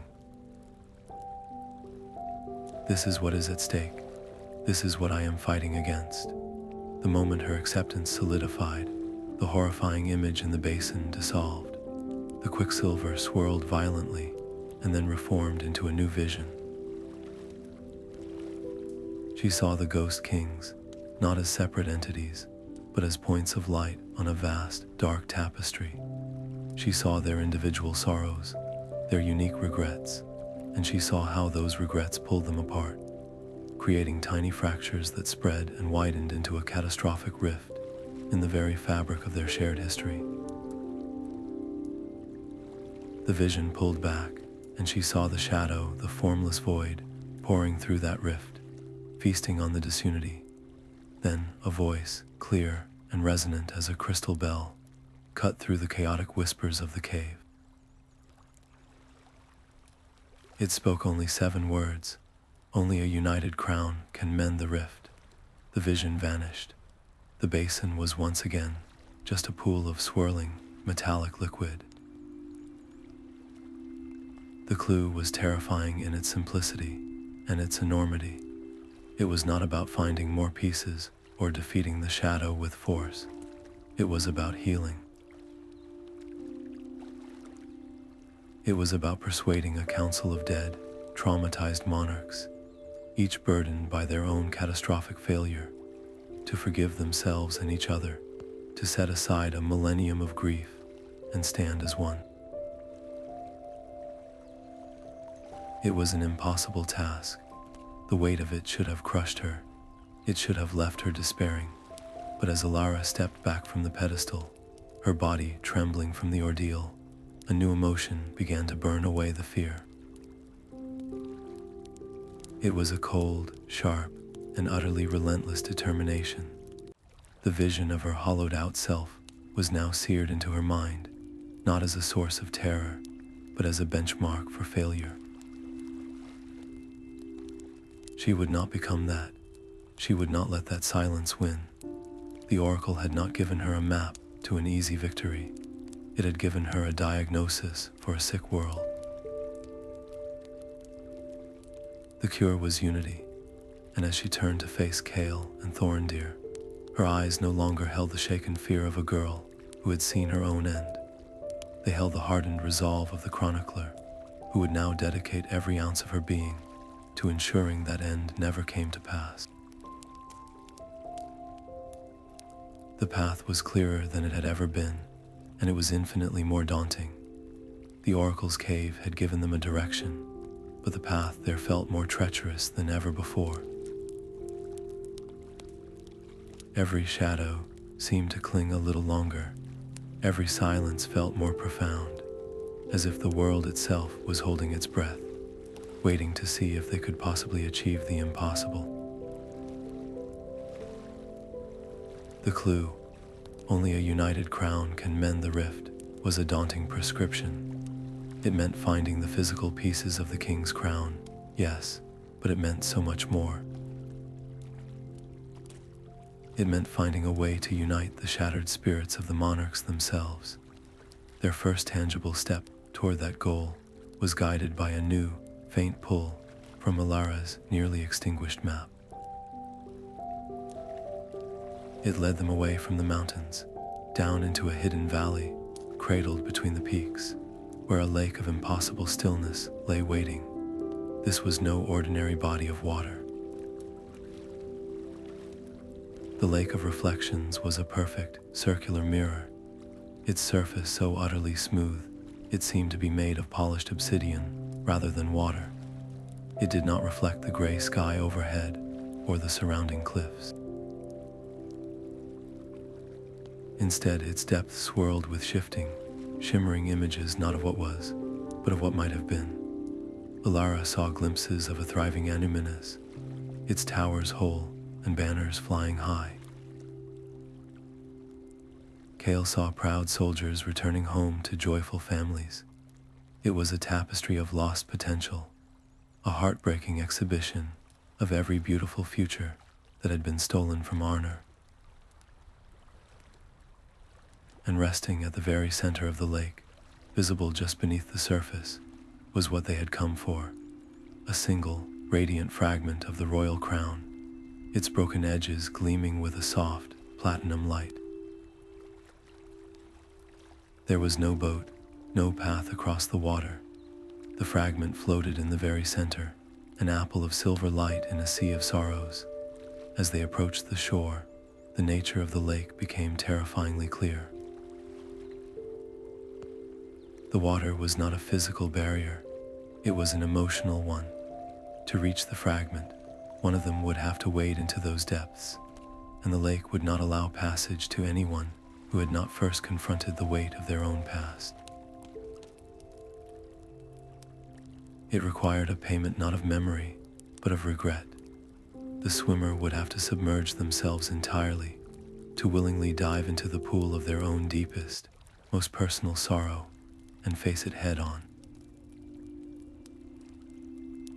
It was a trial by introspection, and the cost of failure was not drowning, but being forever lost in a labyrinth of one's own what-ifs and if-onlys. They stood at the water's edge, the gravity of the choice settling over them. Elara knew her own regrets were a tangled, not the silence she had accepted for so long, the questions she had never asked her grandfather, the weight of a legacy she sometimes wished she could set down. She took a half step forward, ready to offer herself, to add her sorrow to the lake's collection. But before she could speak, Kale's hand gently caught her arm. "Let me," he said, his voice quiet but firm, his eyes fixed on the glowing fragment in the distance. He wasn't looking at her with pity or gallantry. His gaze was resolved, almost grim. This is my family's legacy, too. My people were the ones who abandoned their posts. My ancestor was the captain who believed the lies and opened the western gate. The confession hung in the air, raw and painful. He had never spoken of it so directly. His quest had never been just about finding his family. It had been about atoning for their failure, a failure that had become his own inherited shame. The kings carry the grief of a nation, but I carry the regret of the one who helped break it. This is a burden I need to face. Alara wanted to argue, to share the weight, but she saw the absolute necessity in his eyes. This was something he had to do for himself. With a slow, deep breath, Kale walked into the water. It did not ripple or splash. It parted for him like thick, dark oil, swallowing his boots, then his knees, then his waist. He did not swim. He simply walked deeper, his eyes locked on the crown fragment, his face a mask of growing anguish as the lake's power began to work on him. When the water reached his chest, he paused, a single, shuddering gasp escaping his lips as he was fully immersed in the visions of his own making. Then, he plunged beneath the surface. The lake went perfectly still again. Seconds stretched into a minute, then another. Elara stood frozen on the shore, her hands clenched into fists, her heart hammering against her ribs. She could see nothing in the dark water. The silence was absolute, broken only by the frantic beating of her own heart.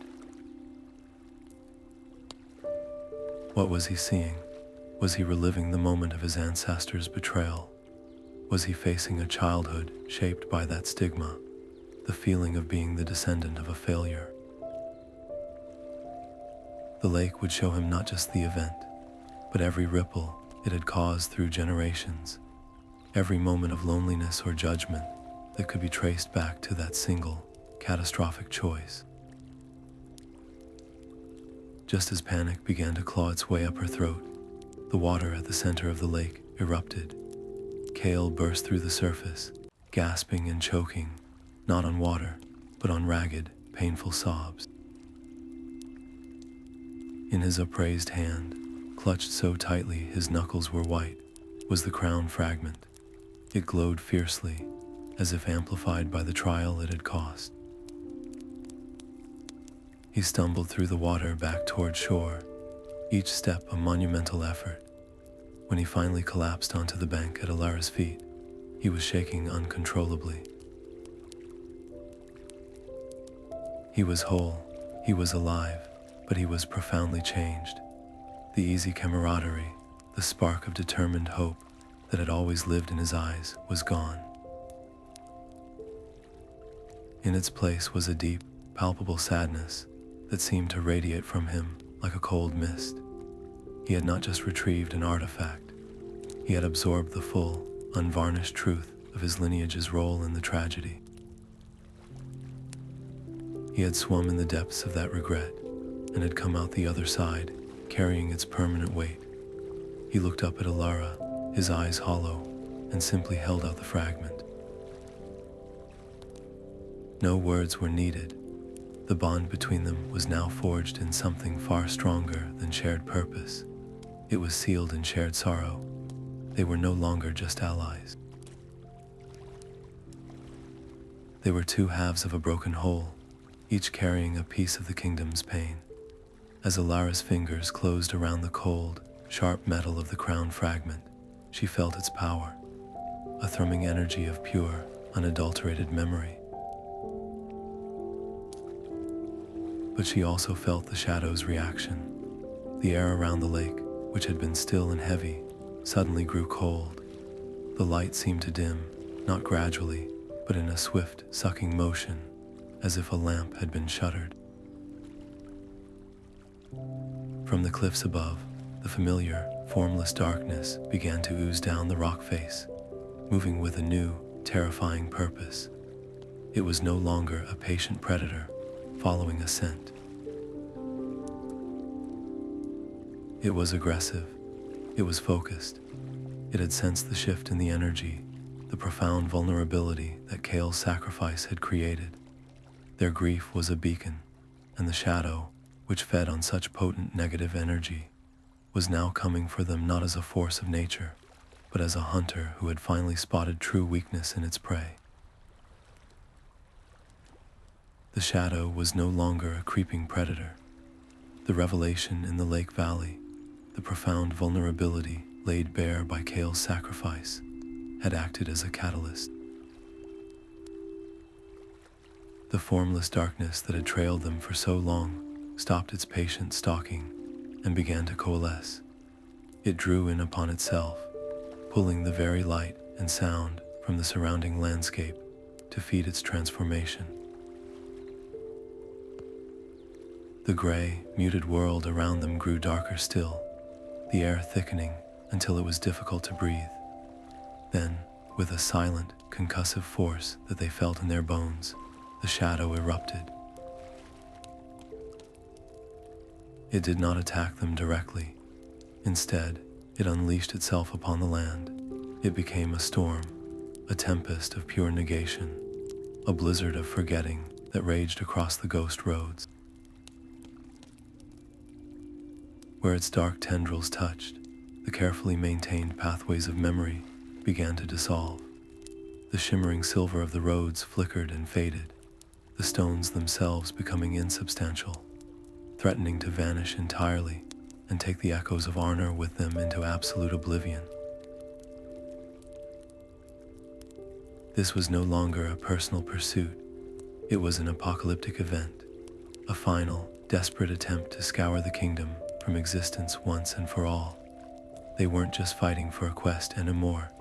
They were fighting against the end of a world. Their time for careful searching was over.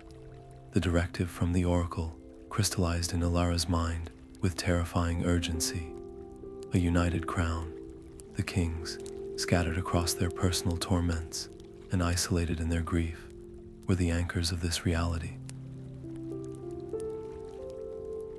Their individual connections to the land were the threads holding the tapestry together, and the storm was unraveling them one by one. To mend the rift, they had to be brought together, not physically, but in spirit. Their bonds to each other and to their lost kingdom had to be reinforced, and it had to be done now. There was only one way to do it. They had to go back. They had to retrace their entire journey at a desperate sprint, visiting each king they had encountered and strengthening the fragile connections Alara had forged before the storm could sever them completely. It was a race against erasure. Their first stop was the mist-shrouded ruins of Anuminas. The sorrowful king was there, but his form was faint, flickering like a candle in the wind, the details of his face blurring under the storm's assault. Elara did not kneel this time. There was no time for ceremony. She stood before him, and as the howling wind of the storm tried to steal the words from her lips, she shouted. But she did not shout her own words. She reached into the memory of the vision he had shared with her, and she echoed his own lost pledge, the oath he had sworn upon his coronation that had been broken by tragedy. Her voice, raw with effort, carved through the unnatural silence. I shall be the shield, my life for the people. The effect was instantaneous. The king's flickering form solidified, his back straightening, his head rising. The memory of his own promise, spoken by a living voice, acted as a tether, pulling him back from the brink of dissolution. A small section of the ghost road, leading from his throne, glowed brightly for a moment, holding firm against the storm. But the effort cost Alara dearly. She felt a tangible pull, a draining sensation, as if she had not just spoken the words, but had poured a piece of her own vitality into them to give them power. She staggered, and Kale was there to catch her, his face etched with worry. They moved on, a frantic dash through the dissolving landscape. They found the phantom beast of the whispering woods cowering in terror, the murmuring trees now silent. Elara offered it not a piece of her map, but a piece of the story, repeating the riddle of the heartwood with a conviction that made the path shimmer back into existence. At the Bridge of Choices, the two knights stood back to back, their forms battling the storm itself, holding the archway open through sheer force of will. Alara shouted their tenets duty and desire, not as abstract concepts, but as the core truths they had revealed to her, and the bridge flared with renewed strength. Each stop was a battle. Each king, each guardian, required a different piece of the story, a different emotional truth to be shouted into the wind. Alara became a conduit, a living echo chamber for the lost pledges of a dead kingdom. She gave voice to the oaths of the soldiers, the love of the citizens, the courage of the Sentinels. With every proclamation, she felt a part of herself leach away, fed into the dying embers of Arnor to keep them burning. Her voice grew hoarse, then faded to a painful rasp. The vibrant young cartographer who had entered the archives seemed a lifetime ago. Now she moved with a slow, heavy exhaustion, leaning heavily on Kale for support, her skin pale and her eyes sunken with a profound weariness that went far beyond the physical. They were succeeding. The ghost roads, though battered, were holding. Flickering networks of light were visible across the landscape, connecting the strengthened points like a nervous system fighting off a disease. But the price was written plainly on Alara's face and in her faltering steps. She was visibly weakening, her energy draining away with every echoed oath, every reinforced memory. She was literally giving her own vitality to serve as the glue holding a broken world together.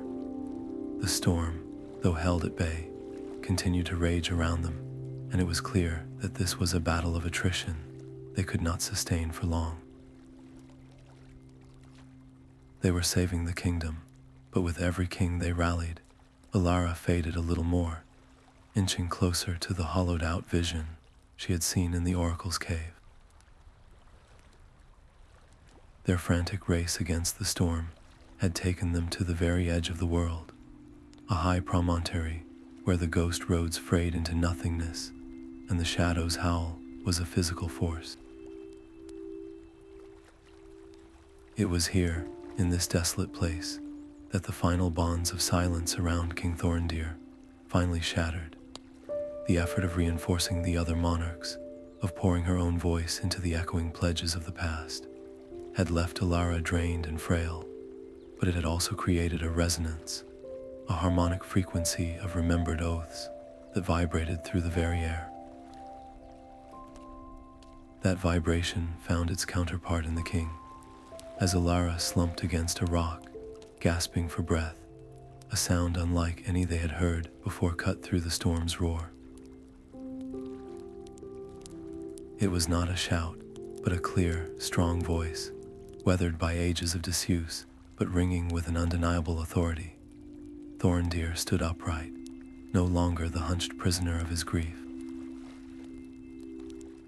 The last of the ethereal chains exploded outwards in a shower of dissolving black sparks. He was free.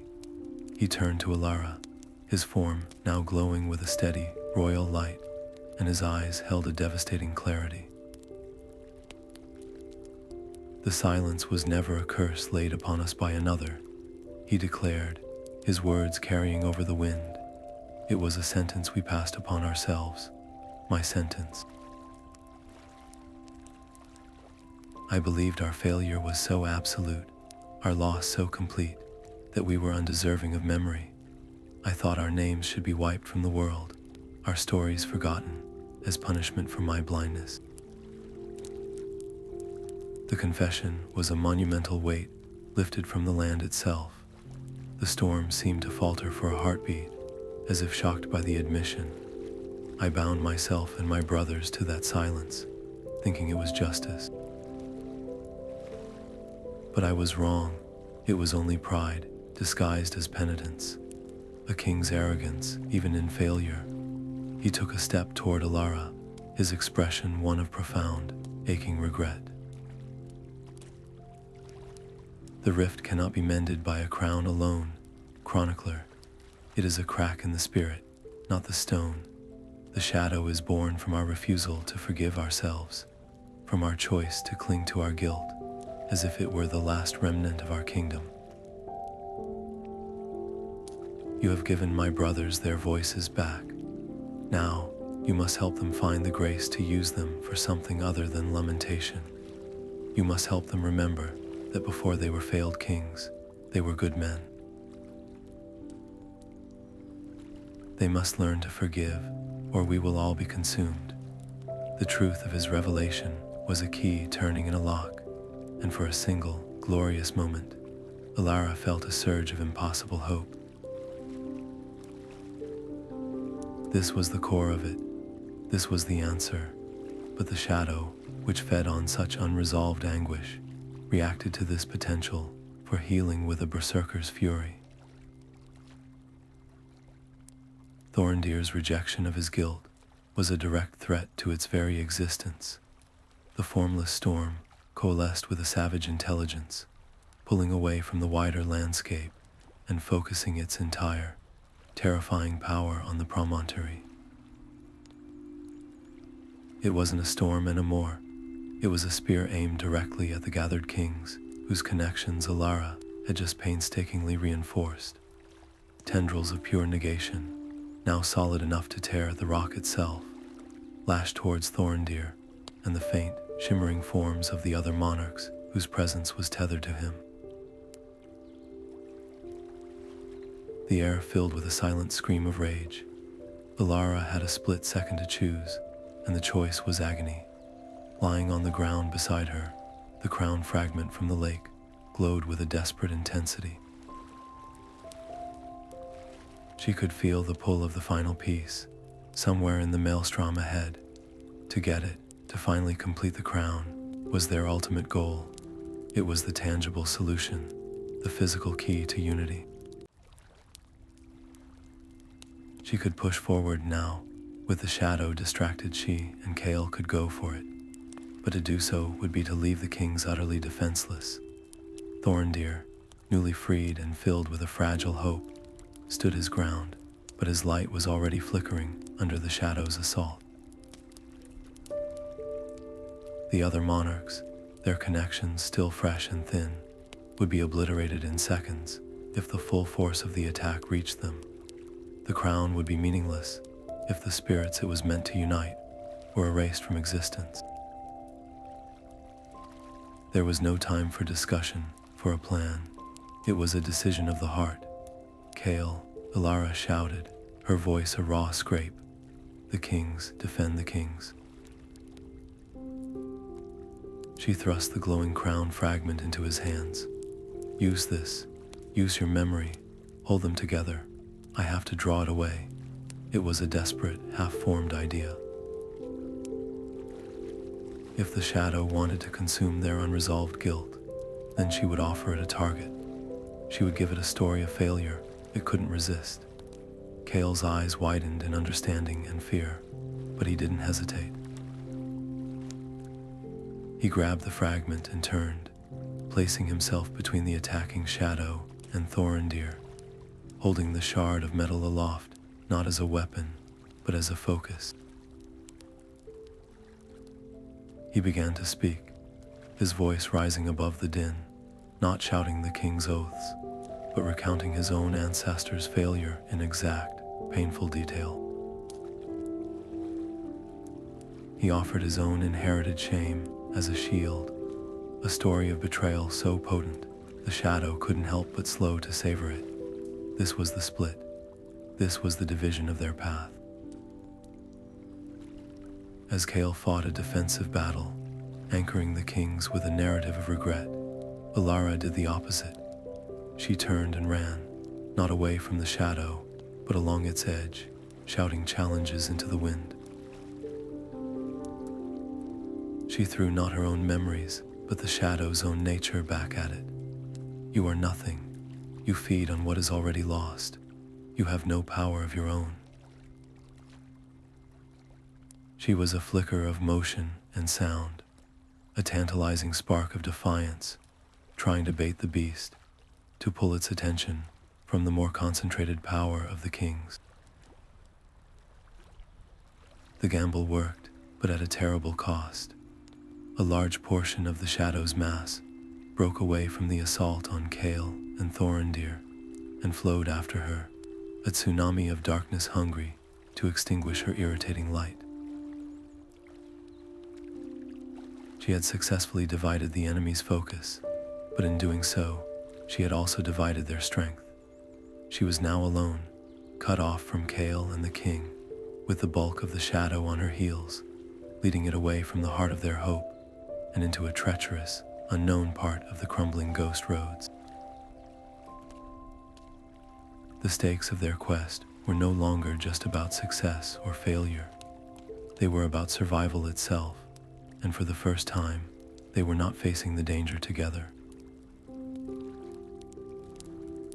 The shadow's pursuit was a deafening roar of pure silence, a paradox that tore at the edges of reality itself. Alara ran, her lungs burning, her legs leaden, the darkness nipping at her heels like a pack of hounds made of vacuum and static.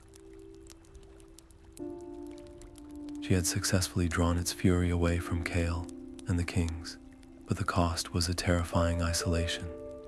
The ghost roads around her were dissolving, their shimmering substance eaten away by the advancing void, leaving her to run across crumbling islands of memory in a sea of nothingness.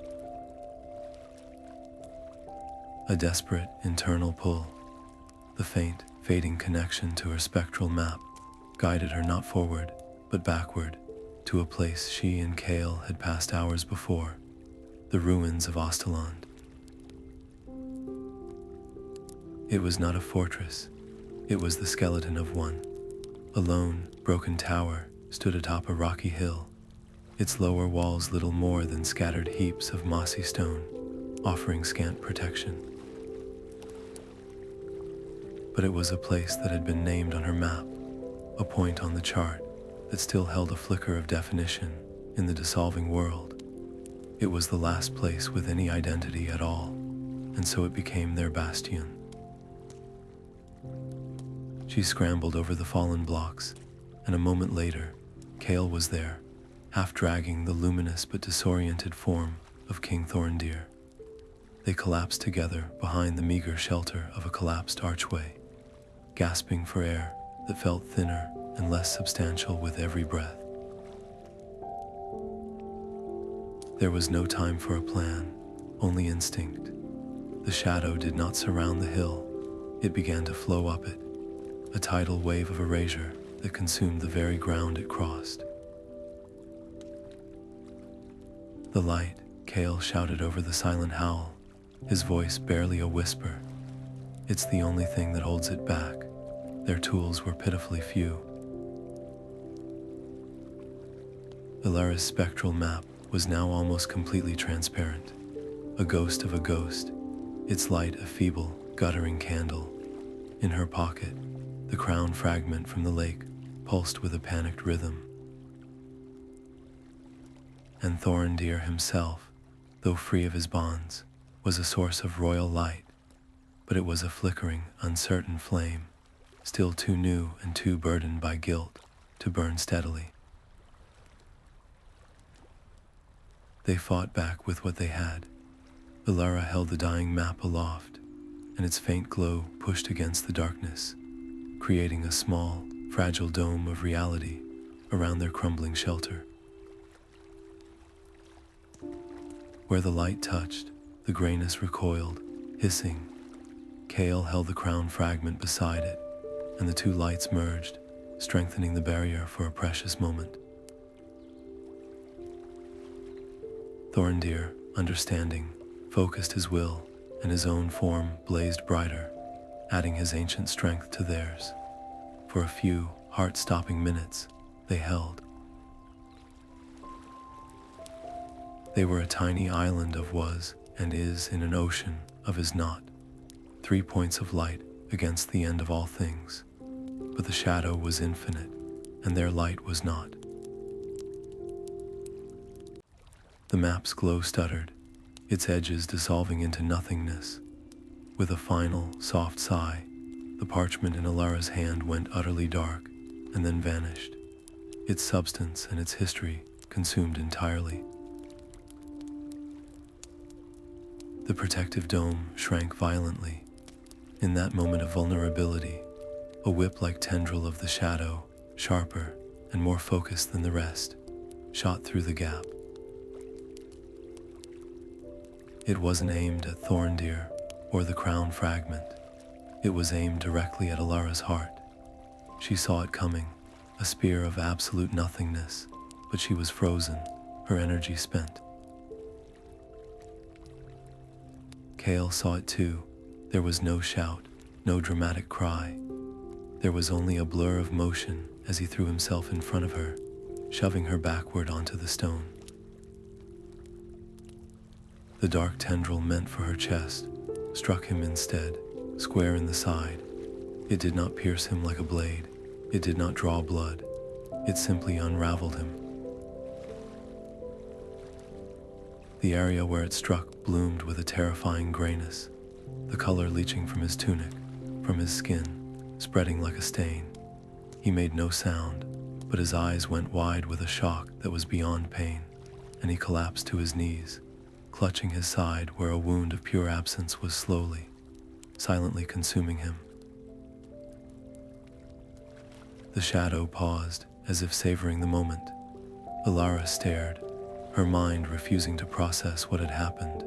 The ritual, the kings, the united crown, the fate of a kingdom. It all hung in the balance, a delicate clock ticking down its final seconds.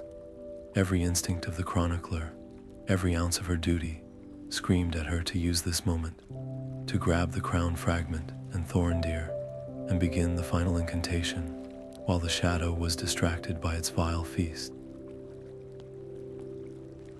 It was the logical choice, the necessary choice. It was what a hero in a story would do, but Alara was not a storybook hero. She was a woman, exhausted and heartbroken, looking at the man who had just sacrificed his future for hers. She saw the grayness spreading up his side, saw the life fading from his eyes, and she knew, with a certainty that dwarfed the oracle's vision, that some prices were too high to pay. Some debts could not be left outstanding. The kingdom had waited 1,000 years. It could wait 1 minute more. She fell to her knees beside him, ignoring the advancing dark, ignoring the frantic, silent urging of King Thorndeer. Her hands, which had traced ancient maps and held spectral artifacts, now went to Kale's wound. There was nothing physical to bind, no blood to stanch. This was a hurt of the spirit, a void where a piece of his soul had been. She didn't know what to do, so she did the only thing she could. She placed her hands over the chilling grayness, and she poured her own light into him. It was not a spell, it was an offering. She gave him the memory of their first meeting in the watchtower, the shock of finding another living soul in the land of the dead. She gave him the shared vision of the last stand, the bond forged in that fire. She gave him the trust in his voice when he harmonized with her family's melody, the courage in his eyes when he volunteered for the lake. She funneled every moment of their shared journey into him, a torrent of connection and memory against the consuming void. She was fighting the shadow's negation, not with force, but with story. Her own light dimmed as she did it, her form growing as pale and translucent as the ghost she served. She was quite literally giving him pieces of herself. The grayness stopped spreading. Then, impossibly, it began to recede, shrinking back from the warmth and intensity of the memories it could not digest. Color returned to his skin. A shuddering breath finally escaped Kale's lips, and his eyes focused on hers, filled with a pain that was now blessedly, ordinarily human. He would live. The immediate danger was past, but the cost of her choice was measured in the world around them. The pause had been precious, and it was gone. The shadow, enraged by this defiance of its nature, had used the time to fully envelop the hill. There was no dome of light left. There was only a tiny circle, a few feet across, where Alara, Kale, and Thorndeer huddled, surrounded on all sides by a wall of hungry, swirling darkness that was now beginning to press inward. The ritual to unite the kings would now have to be performed in the heart of the enemy's strength, with no protection, and with both of them weakened almost to the point of collapse. They had saved each other, but they had lost their best chance at victory. And yet, as Kale's hand found hers, his grip firm despite his weakness, a new resolve settled between them. The loyalty that had just been tested and proven was now a weapon in itself, sharper and more real than any forgotten crown. They would stand together, or they would not stand at all. The heart of the ruins was not a place of grand architecture, but a nexus of raw, exposed power. The ground beneath their feet was not stone, but a swirling mosaic of solidified memories and shattered promises, and the air hummed with the accumulated grief of 1,000 years. This was the epicenter, the wound they had come to heal.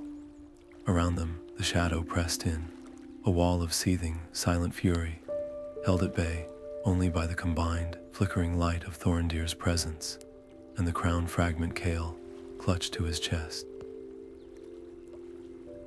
There was no time for preparation, no sacred words to recite from a scroll. The ritual was not a set of instructions. It was an act of pure, vulnerable empathy.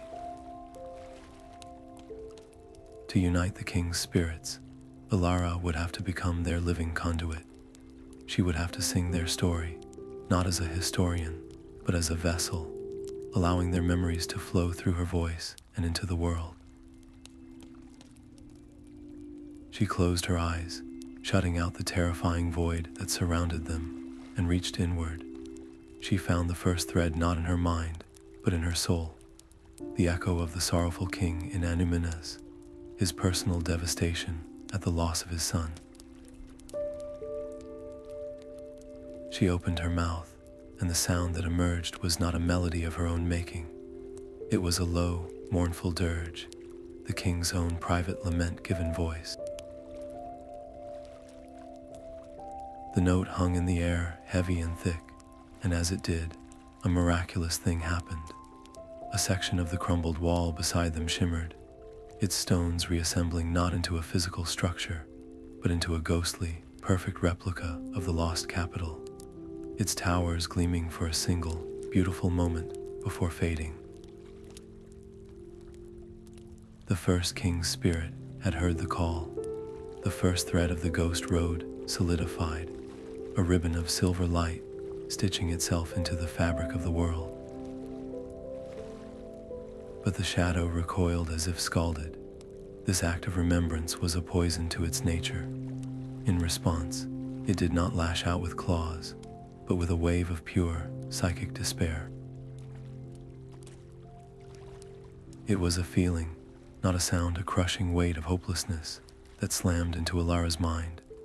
Visions of futility assailed her, her grandfather's lost eyesight over dusty maps, the endless, silent years of her family's vigil, the certainty that all this effort would end in failure and be forgotten. The song died in her throat, her knees buckled, and she would have fallen if a hand had not shot out to steady her. It was Kale. He said nothing. He couldn't. His face was still pale from his wound, his body trembling with the effort of simply standing, but his grip on her arm was iron strong. He met her eyes, and in his gaze, she did not see pity or fear. She saw a reflection of the memory she had just given him in the ruins, the trust, the partnership, the shared burden. He was her anchor in the storm of despair.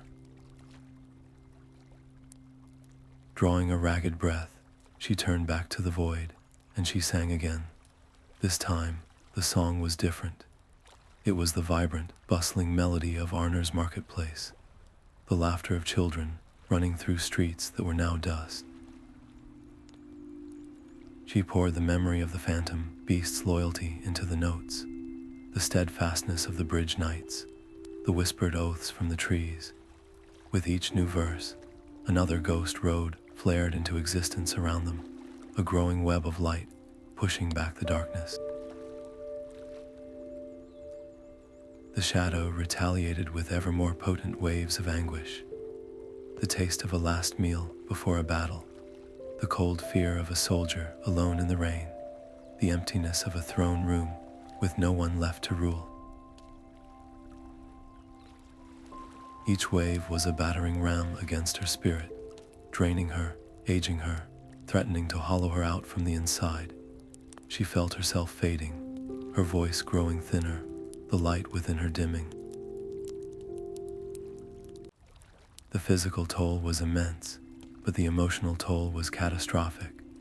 She was not just singing about their sorrows, she was feeling every single one. The cumulative grief of a nation was flowing through her, and she was too small, too human, to contain it. Just as she felt her consciousness beginning to unravel, a new voice joined hers. It was rough, unsteady, and achingly human. It was Kale.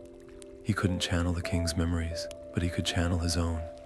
He began to sing a simple folk melody, a harvesting song passed down through his family, a tune born from the soil of the very land they were trying to save. It was a song of perseverance, of growth, of the stubborn resilience of life. His voice was not powerful, but it was true. It wrapped around her faltering melody, supporting it, grounding the epic tragedy of the kings in the simple, enduring strength of the people they had sworn to protect. It was the perfect harmony. Thorndeer, moved by the display, added his own voice, a deep, resonant bass note that was the sound of royalty remembering its duty. Strengthened by their bond, by the tangible proof that she was not alone, Alara found a reserve of strength she did not know she possessed. She threw her head back and sang the final, culminating verse, the story of their own journey. She sang of the map's first glow, the price paid at the river, the offering in the Hall of Kings, the cost of the crown fragment. She sang their sacrifices into the ritual, weaving their modern love for this lost world into its very ancient fabric. The effect was cataclysmic. The ghost roads didn't just solidify, they ignited. A network of brilliant golden light exploded out from the heart of the ruins, shooting across the landscape, connecting every king, every sentinel, every lost soul in a single, shining web of remembrance.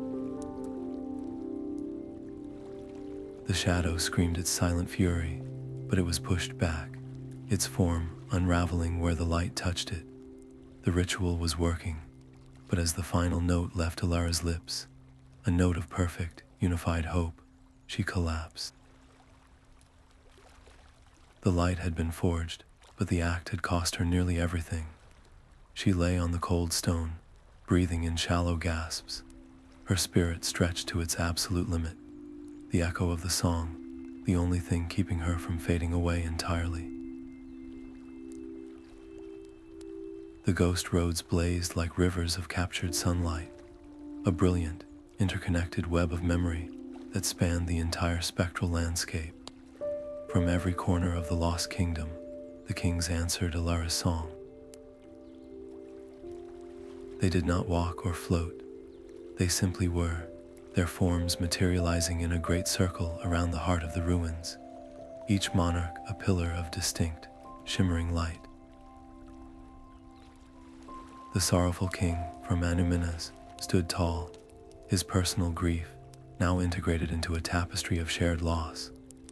The stern knights from the bridge stood shoulder to shoulder with the phantom beast of the woods, their individual purposes united into a single, defiant front. They were no longer isolated echoes, they were a chorus, and their combined presence generated a pressure that made the very air crackle with potential. At the center of this gathering, the crown fragment in Kale's hand and the other unseen pieces scattered among the monarchs began to resonate, humming with a frequency that vibrated in their bones. Thorndeer stepped forward, his form now radiating a calm, kingly authority, no longer the prisoner of his guilt, but the focal point of this immense energy. He extended his hands, palms up, in a gesture of acceptance. One by one, the kings did the same. From each of them, a shard of brilliant platinum light tore, free from their essence. A piece of their sovereignty, their promise, their very identity, and shot toward the center of the circle. The fragments swirled in a blinding vortex above Thorndeer's open hands, a miniature galaxy of lost hopes and enduring loyalties. The light coalesced, folding in on itself with a sound like a thunderclap made of pure harmony. When the brilliance faded, resting in Thorndeer's palms was the crown of Arnor. It was not a recreation of the old, it was something new, something greater. Forged from the raw materials of their collective memory and redeemed purpose, it was intricate and powerful, glowing with a soft, internal fire that pulsed in time with the beat of the ghost roads themselves. The curse of silence was not just broken, it was replaced by a profound, resonant hum of existence, the sound of history breathing again. Alara, weak but unwavering, took the crown from him. It was weightless yet immeasurably heavy with significance. As she raised it to place it upon Thorndeer's brow, time seemed to slow. This was the culmination of every sacrifice, every step on the road, every torn piece of map and surrendered memory. The moment the cool light of the metal touched his forehead, a wave of energy exploded outward from him, not as a destructive force, but as a wave of pure, healing affirmation. It washed over the ruins, over the kings, over Elara and Kale, and out across the entire land. Color and sound flooded back into the world with an almost painful intensity. The ghost roads shone with a permanent, steady light. The silence was over, but the shadow, which had been held at bay by the sheer power of the gathering, had not been destroyed. It had been waiting. It understood now that direct assault was useless against this renewed unity, so it chose a different, more insidious target. As the wave of light washed over Kale, as he sighed in relief and dropped his guard for the first time in what felt like an eternity, the shadow struck. It did not attack his body. It targeted the one vulnerability that the healing light could not immediately erase, the deep, lingering sadness he had brought back from the lake of reflections, the raw wound of his ancestral shame. A tendril of absolute blackness, thinner than a thread and utterly silent, shot from the main mass of the shadow and pierced Kale's chest. There was no impact, no visible mark. He simply froze, his sigh of relief cutting off abruptly. His eyes, which had just moments before been filled with wonder and exhaustion, clouded over. The color drained from his face, not into grayness as before, but into a cold, expressionless mask. The shadow had bypassed his defenses entirely, using his own unresolved regret as a doorway to his soul. It was not trying to erase him, it was trying to wear him. Kale's body straightened, movements becoming jerky and unnatural. A voice that was not his, a dry rasp like stone grinding on stone, emerged from his lips. "This will do nicely," it hissed. A living vessel, a chronicler's companion. So much regret to savor, so much pain to use. The shadow, now wearing Kale like a suit of skin, turned its gaze on Alara and the newly crowned king. It smiled with Kale's mouth, a horrifying parody of his familiar features. "You can have your kingdom of light. I will take this one and walk back into your world. I will make sure his story, and all the stories you have saved, are twisted into lies and forgotten anew." Alara's triumph curdled into a terror far more profound than any she had felt facing mere oblivion. This was not a monster to be pushed back with light. This was her friend, her partner, the man who had just saved her life.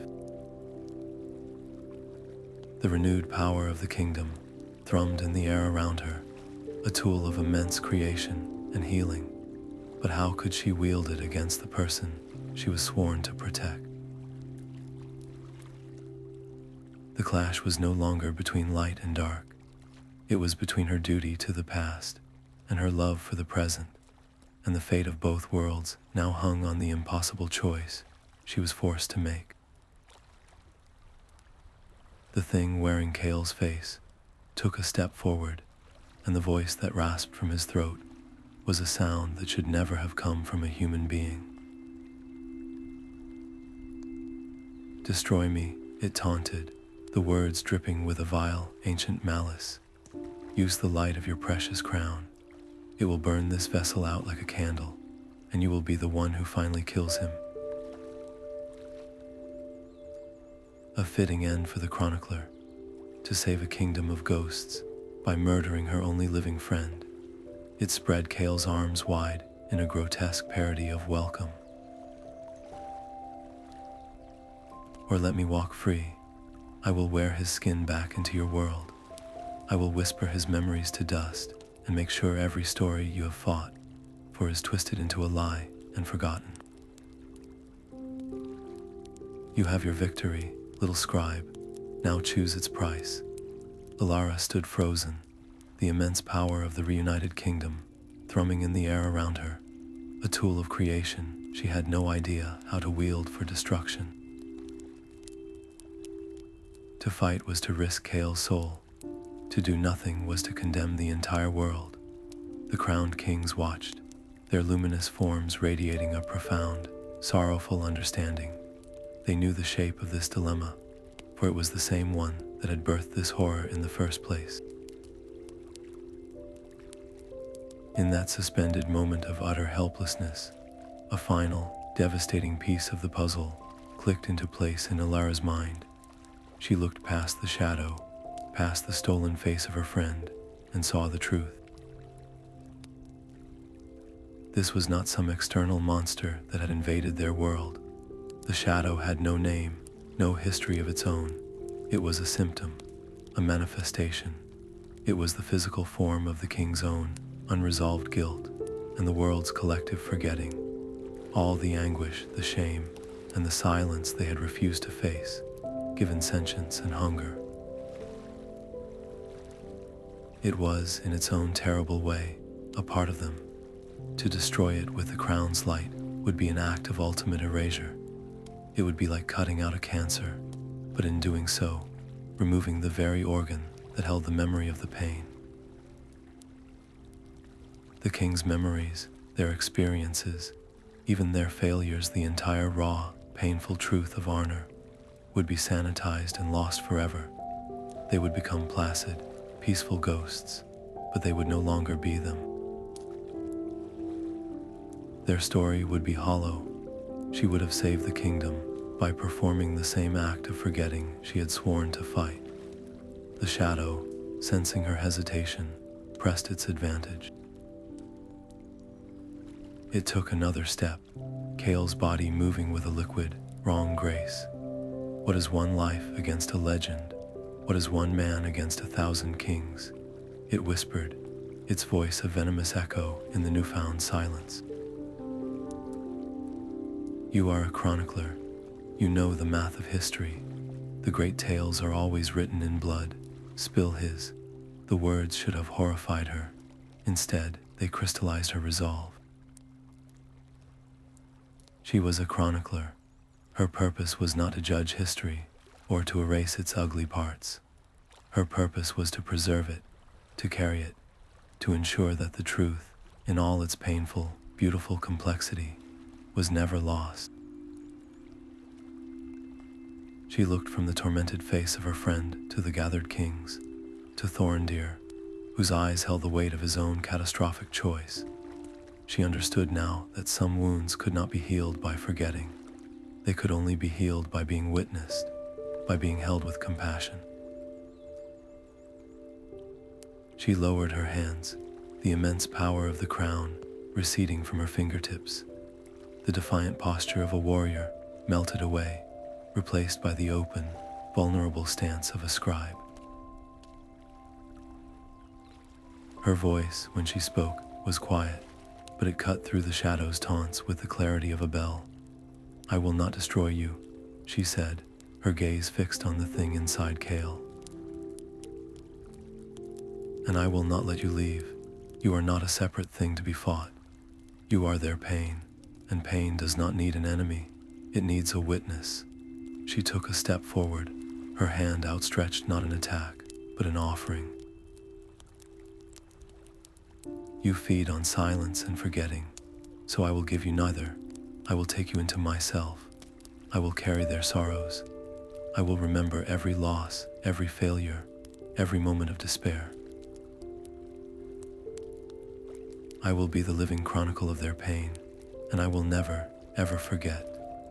The offer hung in the air, so audacious, so utterly foolish that the shadow actually recoiled, confusion breaking through its malevolent mask.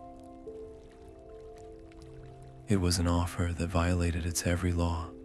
It was a defeat through absolute surrender. Alara did not wait for it to accept. She closed her eyes and opened herself completely, not to the light of the crown, but to the darkness. She invited it in. A scream tore through the clearing Kale's voice, raw and real and full of terror, as the shadow was ripped from his body, pulled toward Elara by the irresistible gravity of her compassion. It streamed out of him in a torrent of black smoke, and he collapsed to the ground, gasping and whole. The darkness did not strike her, it poured into her. She felt it flood her veins, icy and vast, an ocean of 1,000 years of grief. She saw the fall of Arnor from 10,000 different eyes at once. She felt the sting of every dropped sword, the crushing weight of every fallen tower, the last breath of every soldier and child. It was an agony beyond description, a weight that should have shattered her instantly, but she did not break. She held it. She wrapped her own consciousness, her own life's memories of flying kites and dusty archives, and Kale's trusting smile around the vast, dark tide. She gave the pain a home inside herself, a living vessel where it could exist without having to consume to be seen. The transformation was instantaneous. The formless, hungry shadow, now fully drawn into her, did not vanish. It settled. The violent, seething blackness softened, lightening to a deep, gentle gray. It seeped out of her pores not as a weapon, but as a soft, swirling mist that coiled around her ankles and drifted peacefully through the ruins. The oppressive, silent hunger was gone. In its place was a quiet, profound melancholy, a respectful sorrow that seemed to honor the pain it represented rather than exploit it. The shadow was gone. In its place was memory itself, gentle and enduring. On the ground, Kale stirred, pushing himself up on his elbows, his eyes clear and his own again, fixed on Alara in awe and horror. The kings watched, and as one, they went to a knee, bowing their heads not to a queen, but to a chronicler. They were free. Their guilt was not erased, but it was no longer a chain. It was a story, and it now had a keeper. Alara stood amidst the gentle mist, her body trembling with the effort of containment. She had saved them all. But as she met Kale's eyes, she knew the personal cost was absolute. The joyous memory of her grandfather was gone, given to the river. The spectral map was gone, consumed by the storm. And now, her own inner peace was gone, replaced by a permanent, echoing symphony of a kingdom's anguish. She had broken the curse of silence, but she had done it by making herself its living, breathing anchor. She would remember their pain, so they could finally rest, and the weight of that promise would be her constant companion for the rest of her days. The gentle gray mist of transformed sorrow coiled peacefully around the ruins, a permanent, quiet testament to the pain that had been given a home rather than a foe. In the center of that soft silence, the kings of Arnor stood bathed in the steady, gentle light of their own restored legacy. They were no longer flickering echoes trapped in loops of regret. They were whole, their forms resolved, and their faces etched with a profound, hard-won peace. They looked at Alara, their chronicler, and then at each other, and a final, collective sigh of release passed through them, a sound like the closing of a very old, very heavy book. One by one, they began to fade, but this was not a dissolution into nothingness. It was a graceful transition, a passing from one state of being into another. Their luminous forms softened, becoming one with the revitalized light of the ghost roads beneath their feet, their individual essences weaving into the very fabric of the land they had loved and lost. The stern knight of duty offered Elara a solemn, respectful nod before he vanished. The sorrowful king from Anuminas gave a soft, grateful smile. Thorndeer was the last to go. He placed a hand over his heart, then extended it toward them, a final, wordless gesture of thanks that conveyed more than speech ever could. And then he too was gone, not into emptiness, but into legend. The air itself felt different, lighter, cleaner, filled with the hum of healthy memory rather than the ache of unresolved grief. The silence was well and truly broken. Elara and Kale stood alone in the quiet. The world around them was unmistakably alive. The grass underfoot was a richer green. The stones of the ruins held a warm, sun-baked scent, and the ghost roads now glowed with a constant, reassuring silver light, clear paths for any who might someday know how to look for them. The oppressive weight was gone, replaced by a vibrant, living landscape that whispered with 1,000 new stories waiting to be discovered. They had done it. They had accomplished the impossible, and in the wake of that titanic victory, they were left with the most human of questions. What now? They looked at each other, and the unspoken choice hung between them.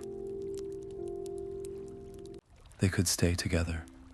The bond they had forged was stronger than steel, tempered in shared sacrifice and unimaginable peril. They were the only two people in the world who would ever truly understand what had transpired here. The only ones who could look at a revitalized hillside and see the ghost of a king's smile in the way the light fell. There was a powerful comfort in that, a safety in not having to explain the hollow feeling left by a memory given to a river, or the occasional chill that had nothing to do with the weather. But as they stood there, the shape of their future began to reveal itself in the quiet of their own hearts. Kale had confronted the shame of his bloodline in the lake of reflections and had emerged carrying its weight, but that weight now demanded its own path. His calling was not in the archives or the tracing of ethereal roads. It was with people. He felt a pull to find others who lived in the long shadows of history, those who, like him, carried the quiet legacies of forgotten battles and ancestral failures. He needed to build a community, a place where those echoes could be shared, and perhaps in the sharing, lose their power to isolate. Alara's path was different. She could feel it as a physical pressure in her chest, the immense and humming archive of sorrow she now carried within her. The king's pain was her constant companion, a library of anguish that required a dedicated, solitary keeper. Her role was not to build a new community, but to preserve the truth of the old one with absolute fidelity. It demanded a focus that would leave little room for anything else, a life of quiet transcription and vigilant remembrance. To stay together now, out of comfort or fear, would be to dishonor the very specific, very separate purposes that their ordeal had revealed for each of them. And so, without a long discussion, the decision was made in a single, shared glance. They would part, not with tears or dramatic farewells, but with a deep, abiding respect for the journeys they each needed to take alone. They clasped hands, not as fellow travelers, but as lifelong friends bound by a story too vast to ever be forgotten. "The roads will remember you," Kale said, his voice thick with an emotion that was both joy and sorrow. "And I will remember everything," Elara replied, the words a promise and an oath. He turned and walked down the newly solid ghost road, not looking back, his figure gradually blending into the vibrant landscape. Elara watched him go until he was a speck on the horizon, and then she was alone. The weight of her role settled upon her shoulders then, not as a crushing burden, but as a mantle of immense responsibility. The gentle whisper of the wind through the grass now carried fragments of ballads. The babbling of a nearby stream seemed to murmur names from a forgotten roster. The world was alive with stories, and she was their sole, living chronicler. It was a lonely purpose, but it was hers. She took a deep breath of the new air, feeling the whispers of the past weave around her, and she knew her work had only just begun. The journey back to the mortal world felt like walking from a vivid dream into a dimly lit room. The air was still, the colors mundane, and the profound silence of her own world was now a stark contrast to the resonant hum of the ghost roads. When Alara finally pushed open the heavy oak door of her family's archives, the familiar scent of aged paper and dust was a welcome anchor, a touchstone to the life she had left behind. It was the same, yet she was utterly changed. She unrolled the spectral map on her great wooden desk, its glow now a constant, steady radiance, every path and contour perfectly illuminated. But the map was inert, its work complete. It was no longer a guide, but a testament, a perfect record of a journey that had reshaped her soul. Her first instinct was not to rest, but to write. The weight of the king's memories within her was a living, breathing pressure, a library of sorrows and triumphs that demanded a voice. She gathered the finest parchment, mixed her inks, and began the monumental task of translation. This was no dry historical account. As her pen moved, she did not merely transcribe events, she channeled them.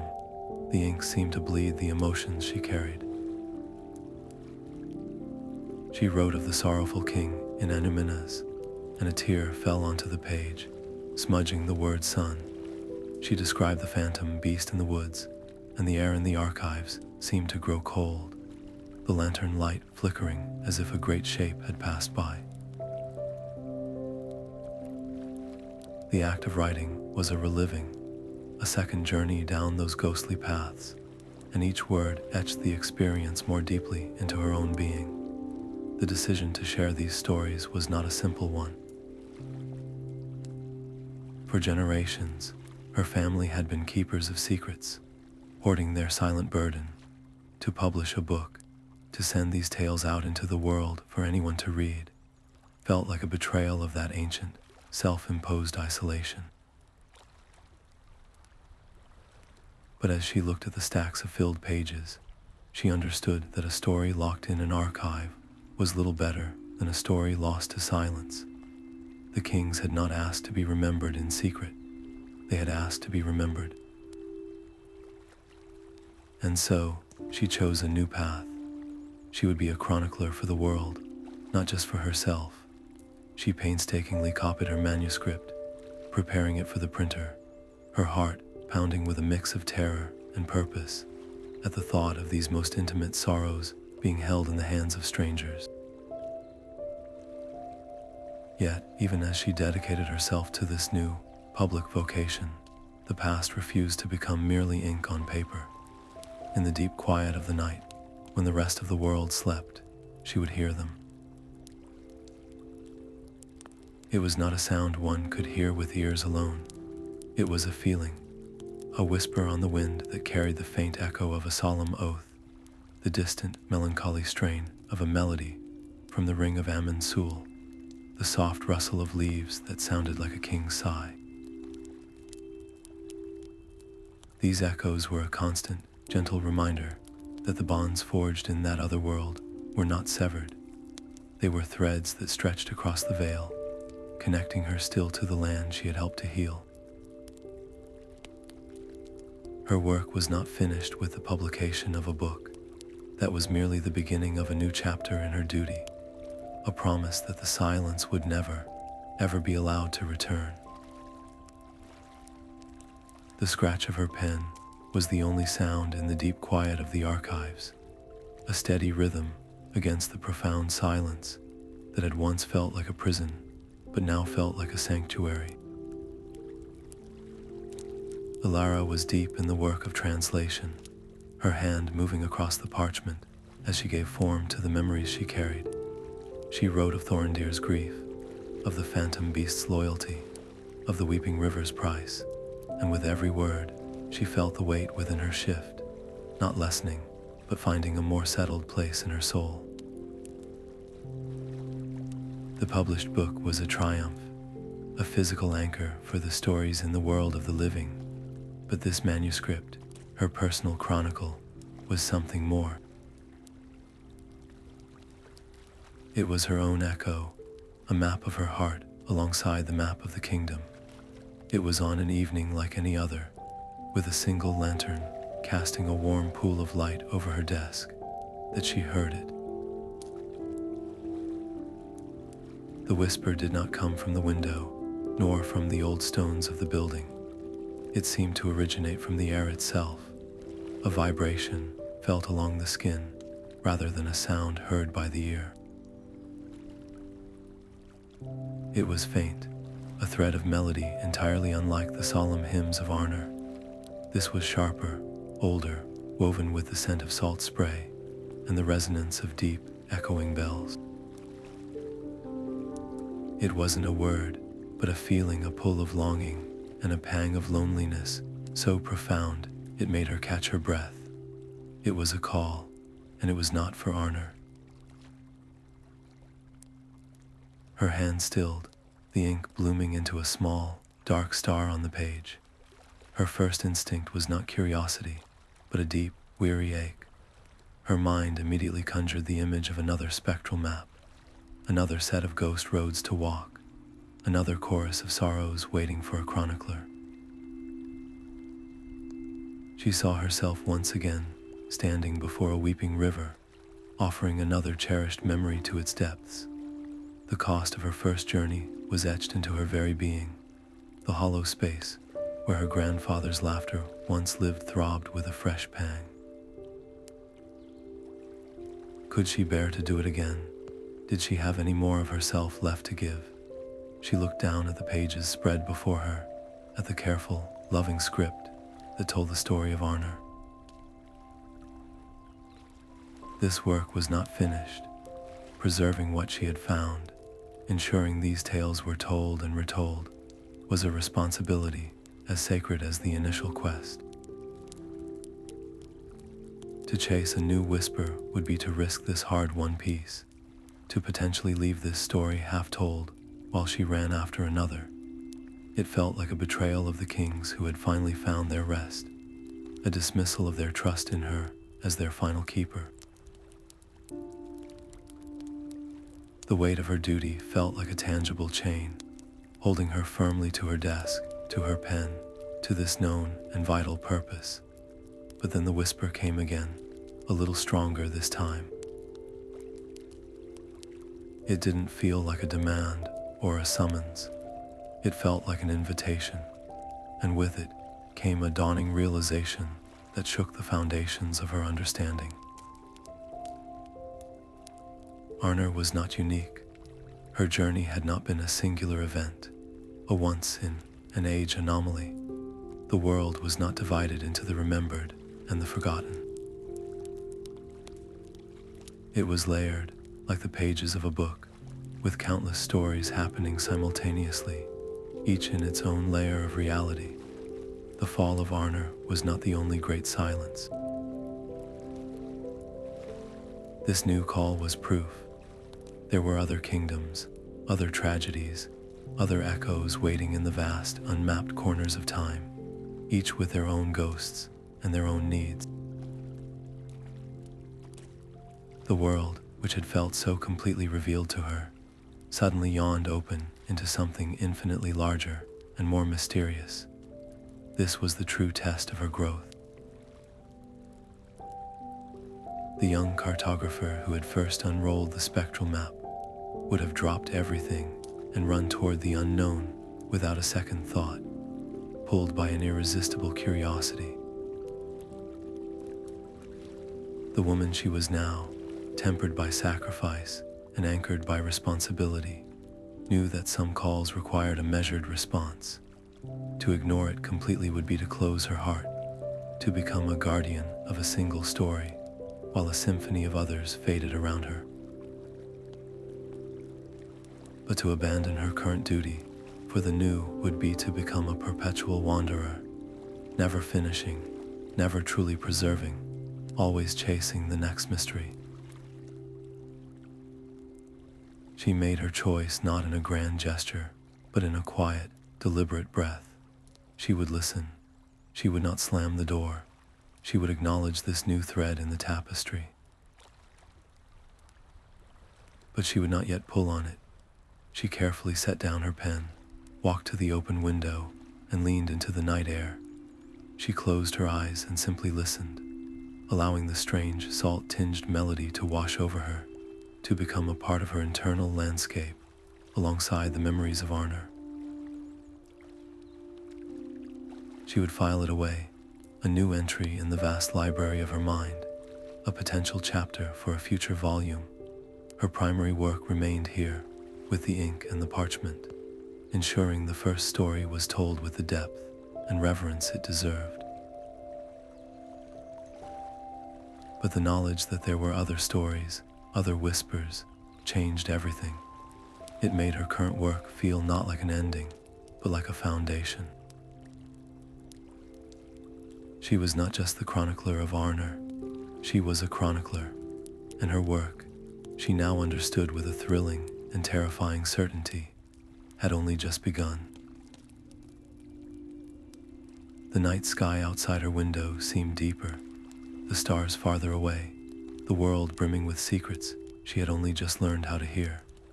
The act of writing the Chronicle of Arnor was more than a task. It was a ritual of remembrance, a daily reaffirmation of a promise made not just to kings, but to herself. But as Alara's ink-stained hands filled the final page of her personal manuscript, a profound realization settled upon her. A single chronicler, no matter how devoted, was a fragile vessel for the weight of all history. She had broken the silence, but to ensure it could never return, she could not stand alone. The knowledge she carried was not a treasure to be hoarded in a dusty archive. It was a seed that needed to be planted, a skill that needed to be taught. The ghost roads were safe, but they were not the only forgotten paths in the world. A truth, the salt-tinged whisper on the wind, had made terrifyingly clear. Preservation required proliferation, and so she decided to build not just a library, but a sanctuary. She chose a place where the veil between the worlds felt thin, a old, sprawling estate on the edge of a wild wood, its stones already humming with a quiet energy that those with the right sensitivity could feel. This would not be a school in the traditional sense, with rigid curricula and stern masters. She envisioned it as a haven, a place of quiet listening and shared discovery, which she named the Athenaeum of Echoes. Here, she began the delicate work of seeking out others. They were not hard to find once she knew how to look. They were the librarians who always seemed to know which book a patron needed before it was asked. The children who spoke of imaginary friends with oddly specific historical details. The folklorists who collected songs that seemed to resonate with a power older than the notes. They were people who, like her and Kale, carried a faint, inherited static of the past in their blood, often mistaking it for anxiety or an overactive imagination. She offered them a new word for it, attunement. Training them was a challenge that required her to articulate instincts she had always felt in her bones. How does one teach another to hear the world's whispers? She started with the most fundamental skill, deep, intentional silence. Her first students spent days not in a classroom, but in the sun, dappled quiet of the estate's gardens, learning to still their own internal noise, the chatter of daily worries, the pressure of time, to make room for the subtler frequencies of memory. She taught them to differentiate between a simple breeze and a sigh, trapped in that breeze, between the chill of evening and the cold touch of a lingering presence. It was less about hearing with the ears and more about feeling with the soul, a practice in vulnerability and open reception. From there, the lessons grew more complex.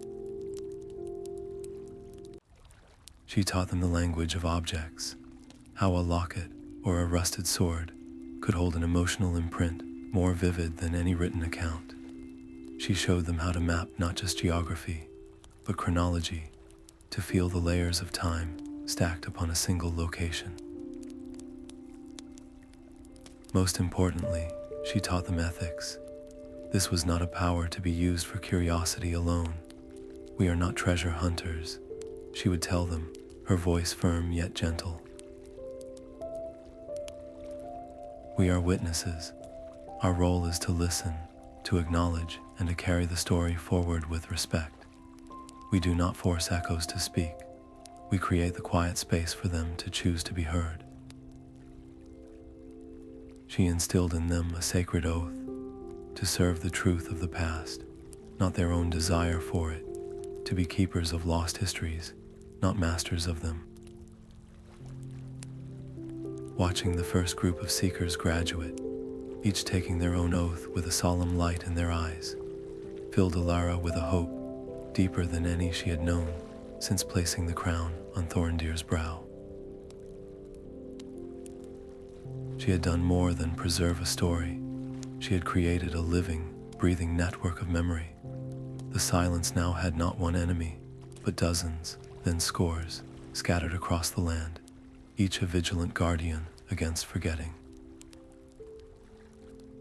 The weight on her own shoulders, while still present, felt distributed, shared across a community of kindred spirits.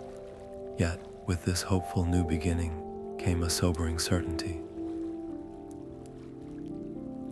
The world was vast and ancient, and the realms of memory were not all peaceful gardens and sorrowful kings. By training this new generation, by sending them out into the world with the tools to listen, she was also opening doors.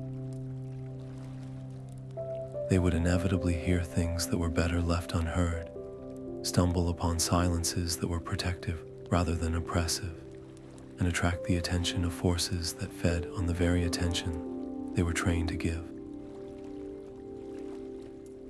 The challenges ahead would not be repetitions of Arnor's fall, but new and strange threats, born from the deep, dark corners of forgotten realms, echoes of empires that thrived on conquest, sorrows that had curdled into malice, and absences that were not empty, but waiting.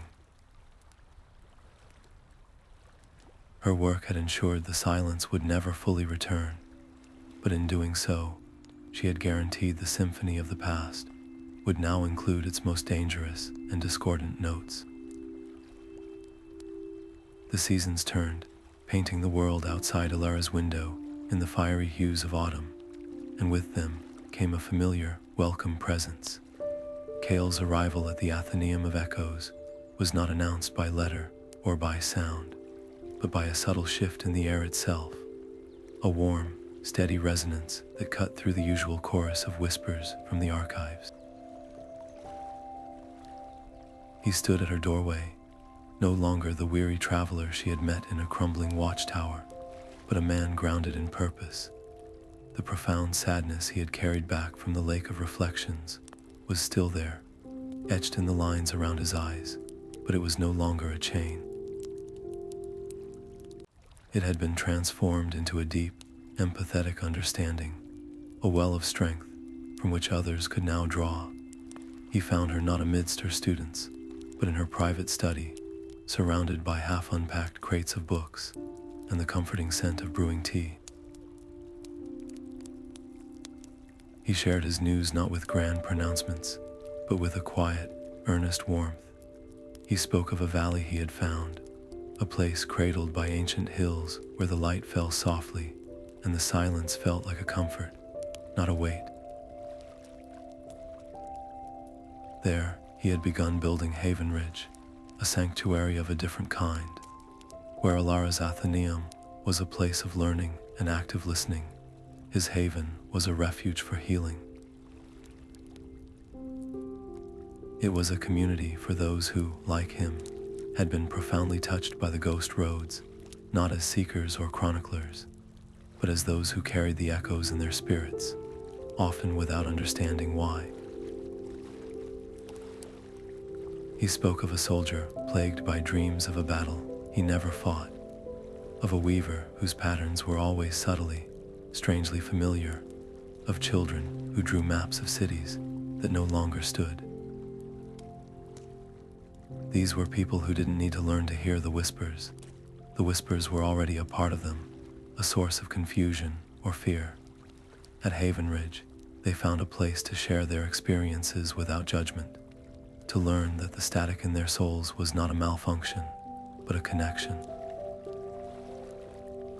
They learned to tend gardens, to work with their hands, to ground the ethereal weight they carried in the simple, solid reality of community and shared earth. As he spoke, Elara felt a profound sense of rightness settle over her. Their parting after the great ritual had been necessary, a divergence of paths that honored their unique callings. But hearing of his work, she saw not a separate journey, but the other half of a whole. The Athenaeum was the mind of their shared mission, the place of study and preservation. Haven Ridge was its heart, the place of integration and healing. One could not truly exist without the other. A chronicler who did not understand the human cost of memory would become a cold archivist. A healer who did not understand the stories behind the pain would only ever offer a temporary balm. They were two different answers to the same fundamental need, two pillars supporting the same arch. They sat together as the afternoon light stretched long across the floor, and the conversation was easy, filled with a comfort that only those who have faced the abyss together can know. They spoke of small things and large, of the practical challenges of building a roof, and the philosophical challenges of defining their roles. And in that quiet space, they made a new pledge, not out of necessity, as in the ruins of Ostaland, but out of a matured, deliberate choice. They pledged to weave their sanctuaries together, to create a network of mutual support. Students from the Athenaeum, who felt overwhelmed by the echoes they were learning to hear, would have a place to recuperate and find their balance at Haven Ridge. Those at Haven Ridge who discovered a thirst for deeper understanding, who wished to move from healing to active preservation, would find a path to study at the Athenaeum. They would share knowledge, resources, and, most importantly, the unwavering certainty that no one on this path needed to walk it alone. After Kale had departed, his warm presence lingering in the room like the scent of sun on stone, Alara walked to her window. She looked out not at the physical road that led away from her estate, but at the deeper, unseen pathways that now connected her world to his. And for the first time, she did not feel the ghost roads as echoes of a tragic past, but as living, thrumming connections humming with potential. They were no longer just routes for solitary seekers. They were the arteries of a new, vibrant network, a web of light and memory stretching between their two hearts, waiting to carry stories, aid, and friendship into a future they were building together, one healed spirit and one preserved story at a time. A full cycle of seasons had turned since the spectral crown had settled on Thorndeer's brow, since the gray mist of sorrow had gentled and the ghost roads had thrummed with a permanent, steady light. The air in the great hall of the Athenaeum of Echoes, usually a space of quiet study and focused contemplation, was alive with a different kind of energy tonight. It hummed with the low murmur of conversation, the warm crackle of a large fire in the hearth, and the rich, inviting scent of spiced wine and baking bread. Elara moved through the gathering, her heart beating a rhythm that was both joyful and profoundly aching. This was not a somber memorial, nor a scholarly lecture. It was a wake for a kingdom that had finally found its rest, and a celebration for the living who now carried its memory. She had invited them all, her first students from the Athenaeum, their faces now familiar and bright with purpose, a handful of curious, open-minded historians from the city, and a few of the more grounded residents from Kale's Haven Ridge, their expressions a little less haunted than when they had first arrived. They were a mosaic of the new world she was helping to build, a community woven around the act of remembering. As the evening deepened, she called for quiet, not with a raised voice, but by simply moving to the center of the room and holding up a single, steady hand. The respect in the silence that followed was a tangible thing. She did not tell the story of Arnor's fall herself. Instead, she began with a simple, personal memory, the feel of the spectral map in her hands for the first time, its cool, humming energy, and the terrifying pull of its light. Then she turned to a young woman named Elara, one of her most promising students, and nodded. Lyra's voice, clear and strong, took up the tale, speaking of the sorrowful king in his misty throne room, his desperate hope for a herald who would never come. Another seeker, a man named Finn, who had once been a blacksmith and now found he could sense the history in metal, spoke of the phantom beast in the woods, not as a monster, but as a lonely guardian of forgotten oaths. Kale, standing near the fireplace with a quiet smile, shared not a story of kings, but of the common soldiers, the fear in their eyes, and the love for their homes that fueled their courage. Alara watched the faces of the listeners as the tapestry of Arnor was woven in the air before them. She saw tears glisten in the firelight during the telling of the weeping river, not tears of pity, but of shared understanding. She saw nods of recognition as the knights at the bridge spoke of duty and desire, concepts that resonated deeply with every soul present. A woman from Haven Ridge, who had always been troubled by dreams of a flooded city, let out a soft, shuddering sigh of relief during the tale of the Lake of Reflections, as if a puzzle piece had finally clicked into place within her. This was the true impact of her work. It was not locked away in the leather-bound book on a shelf, impressive as it was. It was here, in this room, as these stories acted as a key, unlocking empathy and offering solace to those who had carried unnamed griefs of their own. By including every facet, the glorious victories and the catastrophic failures, the noble sacrifices and the very human weaknesses, the tales became not a sanitized legend, but a mirror for the human experience. In honoring the king's full legacy, sorrows and all, she had given everyone present permission to honor their own. As the final story faded, leaving a comfortable, reflective silence in its wake, a profound sense of accomplishment settled over her.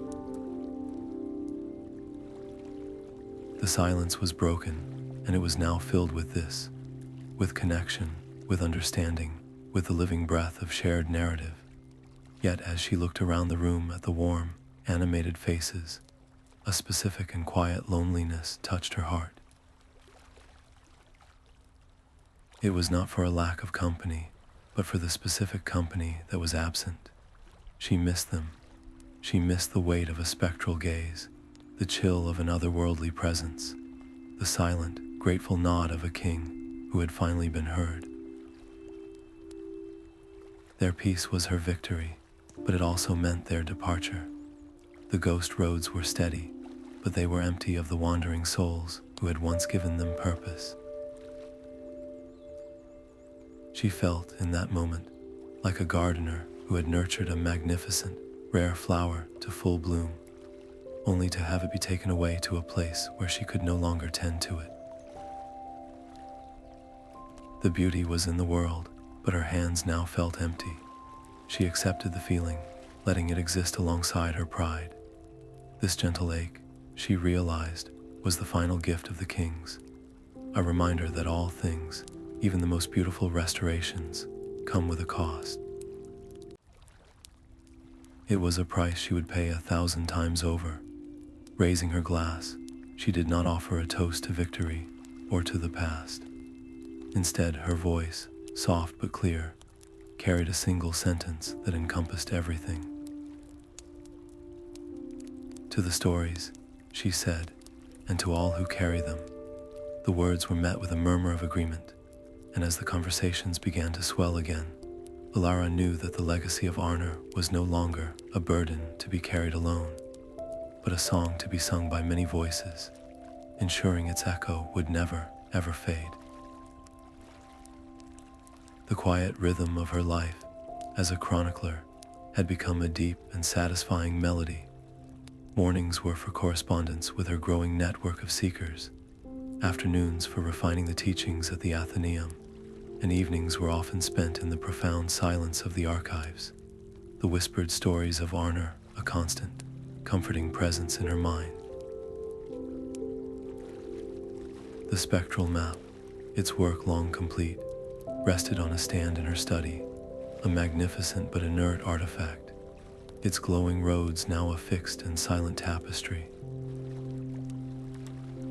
It was a monument to a journey ended, a beautiful enclosed book, which is why the light, when it came, was such a profound shock.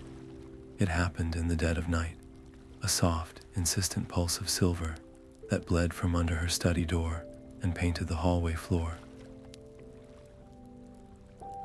Her heart, which had learned a wary tempo in the land of ghosts, hammered against her ribs even before her mind understood why. Pushing the door open, she saw it. The map was alive, but it was not the same. The familiar geography of Arnor was still there, but overlaid upon it, blazing with a fierce, urgent light, was a new path. This was no meandering road through misty valleys or across spectral rivers.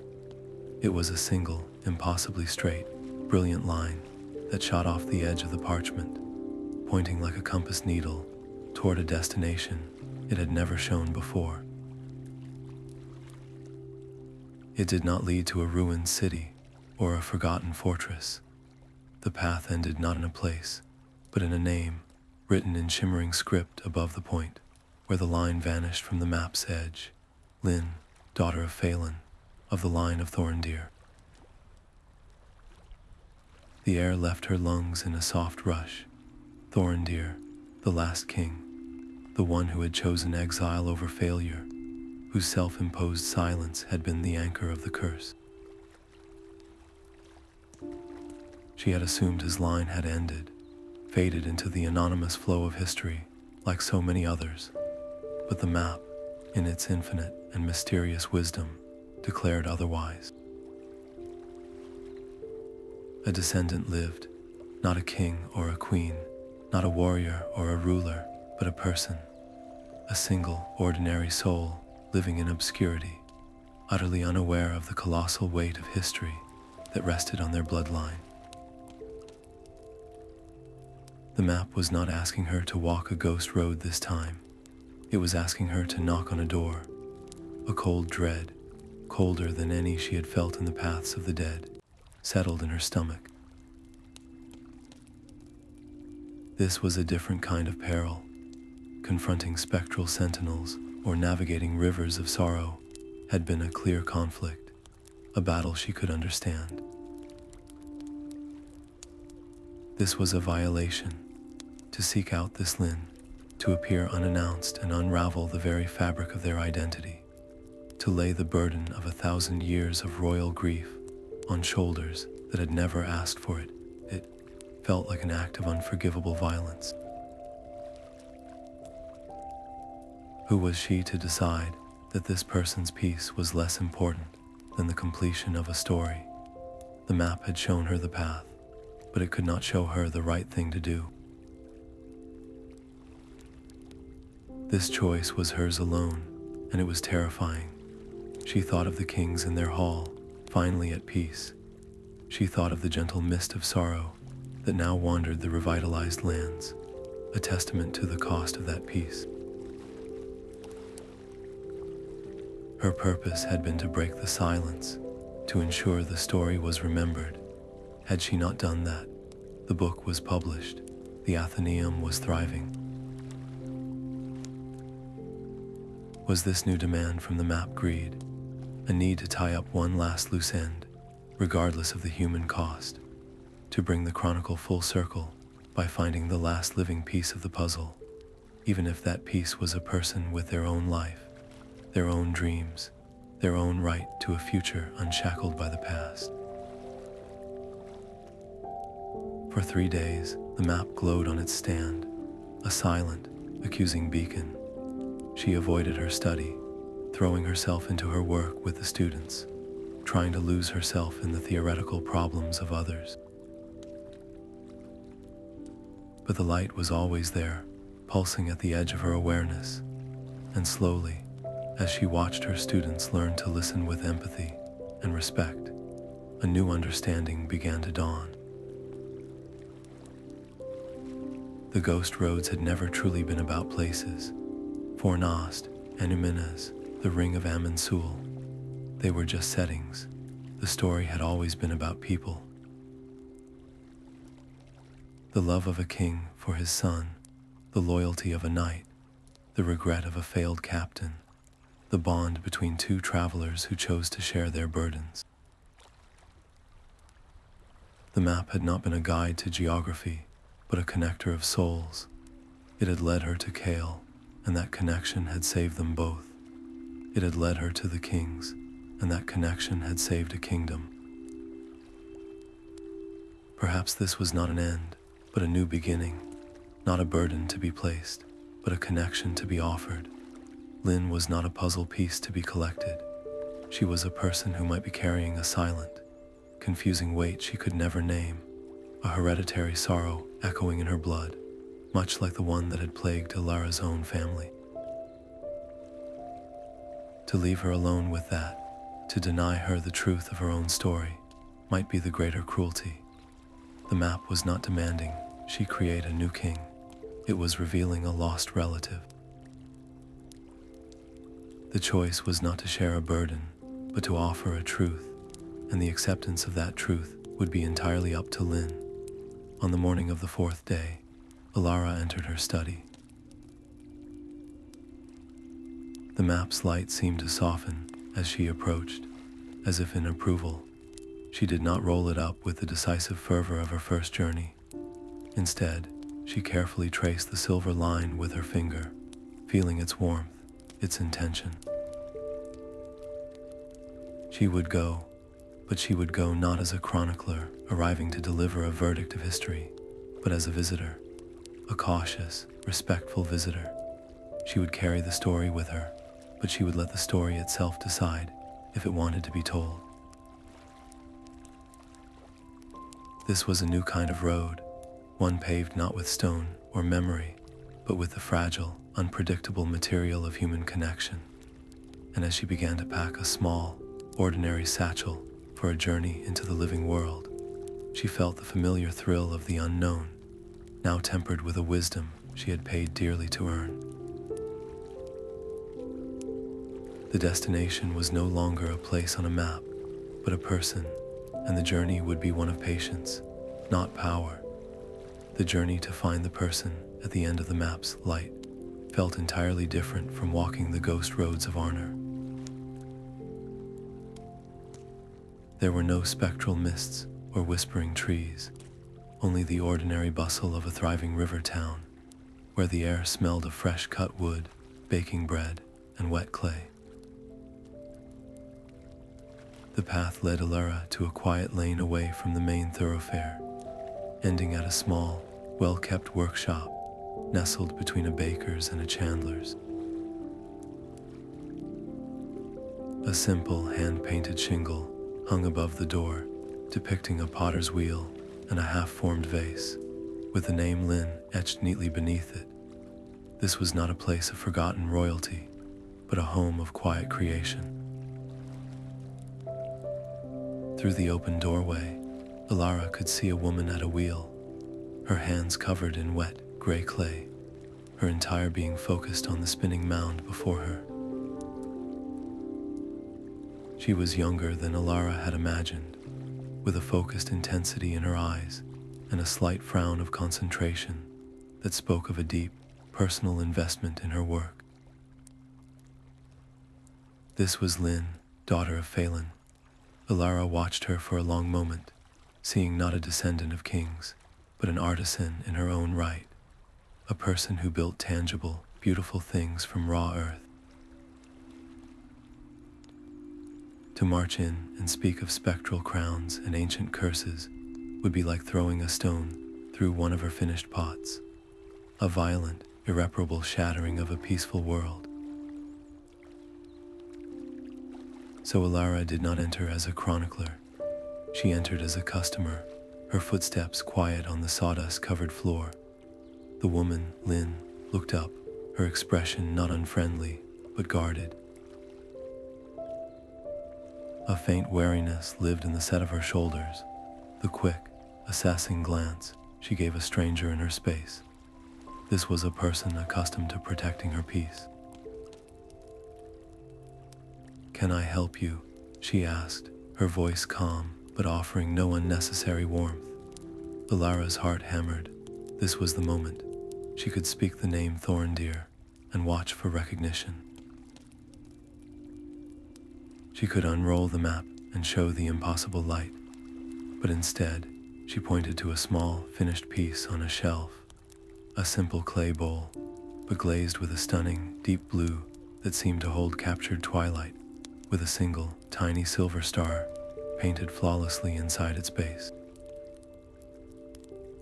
It was beautiful, but it was the symbol that held meaning, the star within a circle, the same sigil that was on her own, now lost pendant, the same one that had been on the standards of Arnor. It was a fragment of the past, living innocently in the present. "This is exquisite work," Alara said, her voice genuine. "The star, it's a unique mark." "Does it have a meaning for you?" Lynn's wariness flickered, replaced by a flicker of surprise, then a quiet pride.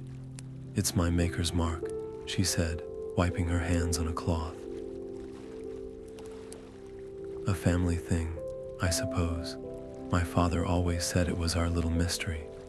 A bit of old nonsense, really."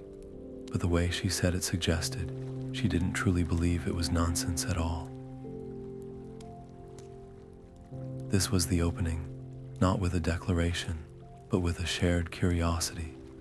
Alara smiled, choosing her next words with the care of someone diffusing a delicate mechanism.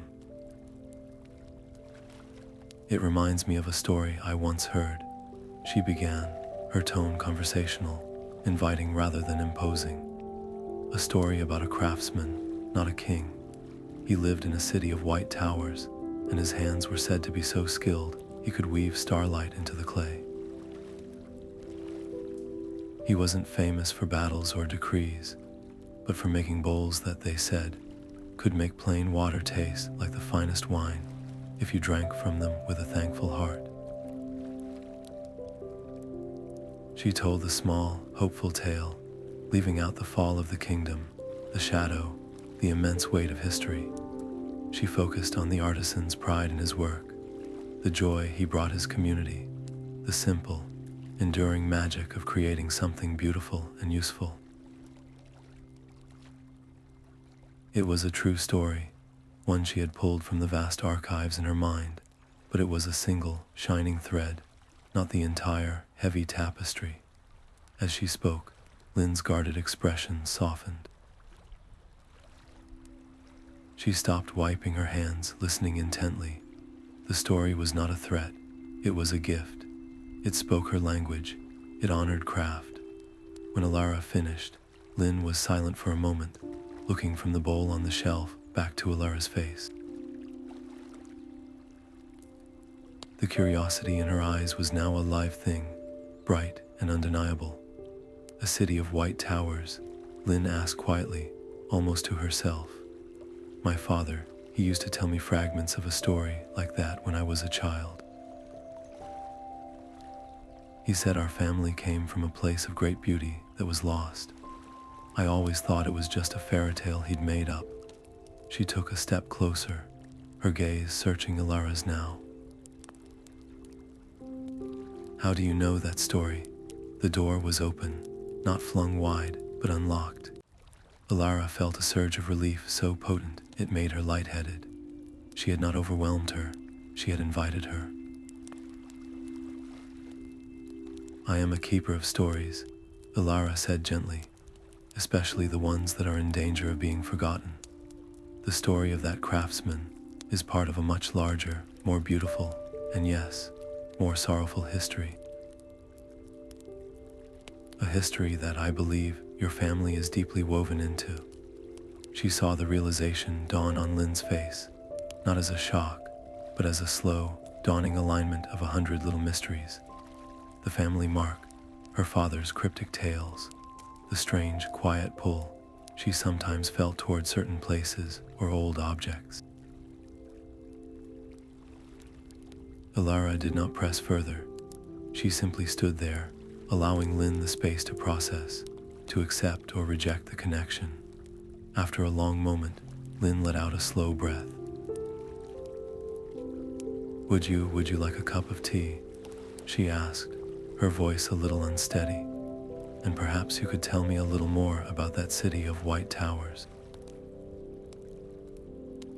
Elara nodded, her heart full.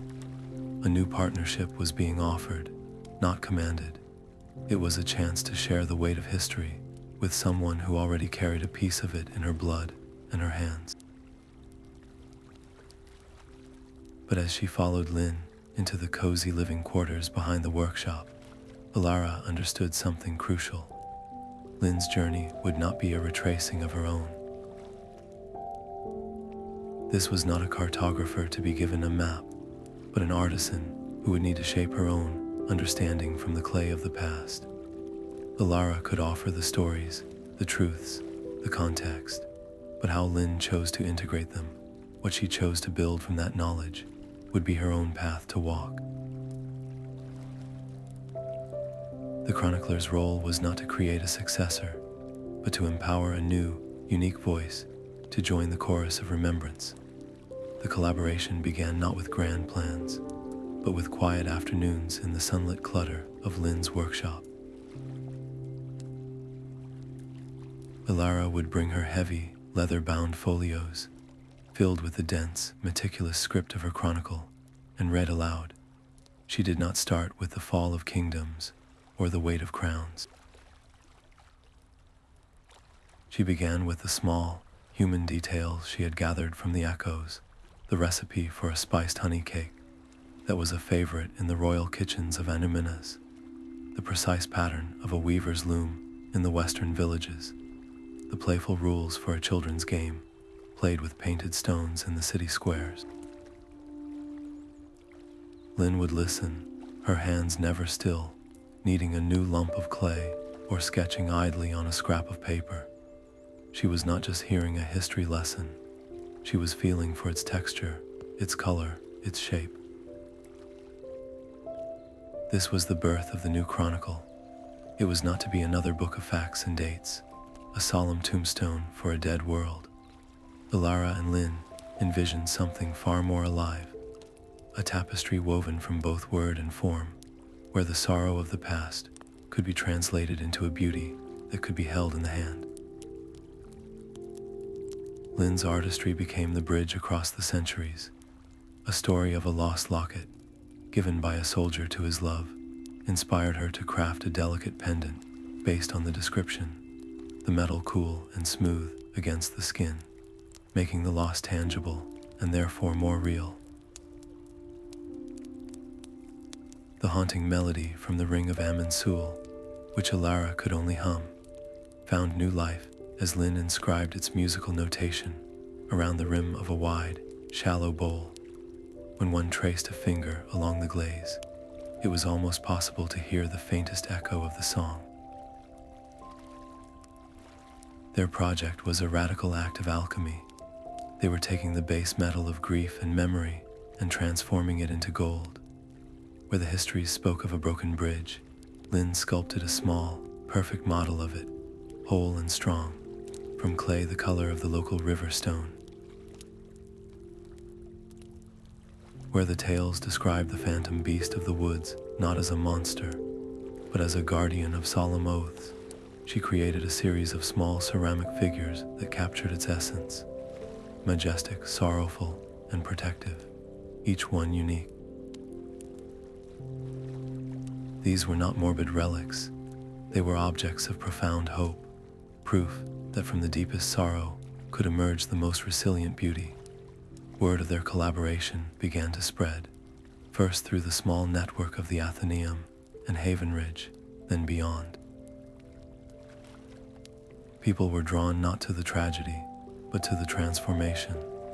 They saw in Lin's creations a way to connect with a history that had once felt too heavy, too distant to touch. A farmer's wife purchased the bowl with the inscribed melody and said it made her think of her own family's songs, forgotten in the rush of modern life. A young woodcarver, inspired by the model of the bridge, began a series of carvings that depicted not the ruins of Arnor, but its people in moments of everyday joy, a mother laughing with her child, two old friends sharing a drink. The ghost roads, once the lonely paths of echoes and sorrow, began to feel different. They were no longer corridors leading only to a vanished past. The energy around them shifted, becoming less an echo and more a conversation. It was as if the very memories embedded in the land were responding to this new, creative attention. Those who were attuned to such things reported feeling a new quality in the air, a sense of quiet participation, of watchful gratitude. The spirits were no longer passive subjects of remembrance. They had become an audience for their own retold story, and perhaps, in some unknowable way, collaborators in it. Watching Lin carefully paint the star and circle sigil onto the base of a newly fired vase, Alara was struck by a revelation that reshaped her entire understanding of her role. She had always defined herself as a preserver, a keeper, a guardian standing at the door against the relentless tide of forgetting. Her duty was to protect the past, to keep it safe and intact, like a precious artifact in a glass case. But that was a static purpose, and what was happening in this workshop was anything but static. Lin was not preserving the past. She was in a dynamic, living dialogue with it. She was asking it questions, interpreting its answers, and offering her own modern heart in return. Alara's true role, she realized, was not to be the museum's sole curator. It was to be the facilitator of this dialogue. Her job was not to keep the past under lock and key, but to midwife it into the present, to help it breathe anew in the lungs of a new generation. She was not just a chronicler of what was lost, but a translator for what was eternally relevant. The past did not need to be embalmed in perfect, unchanging detail. It needed to be allowed to live, to grow, to mean something new to those who encountered it now.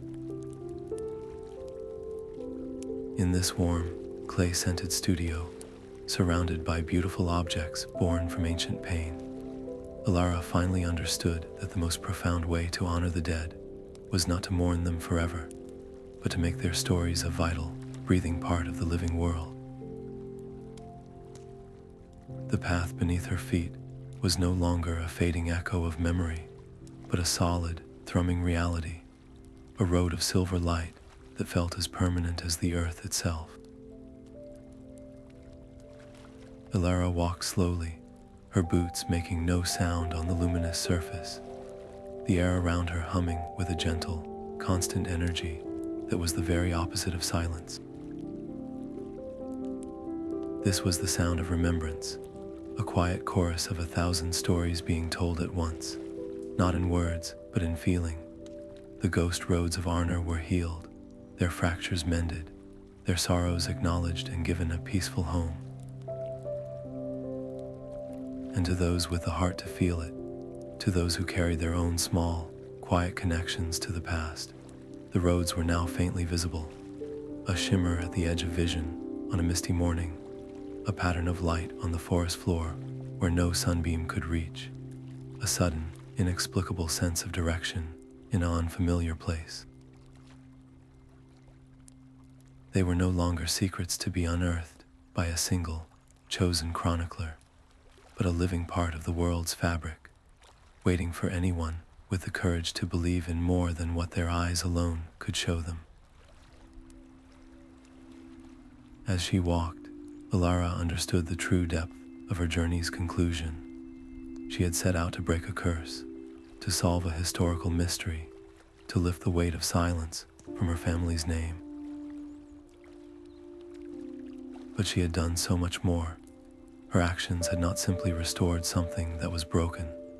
They had rewoven the very tapestry of this land's legacy, and in doing so, she had threaded her own life inextricably into its design.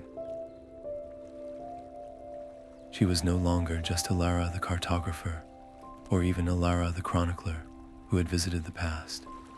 She was now a permanent part of Arnor's story, as essential to its ongoing narrative as the kings who had ruled it, or the stones that had once formed its cities.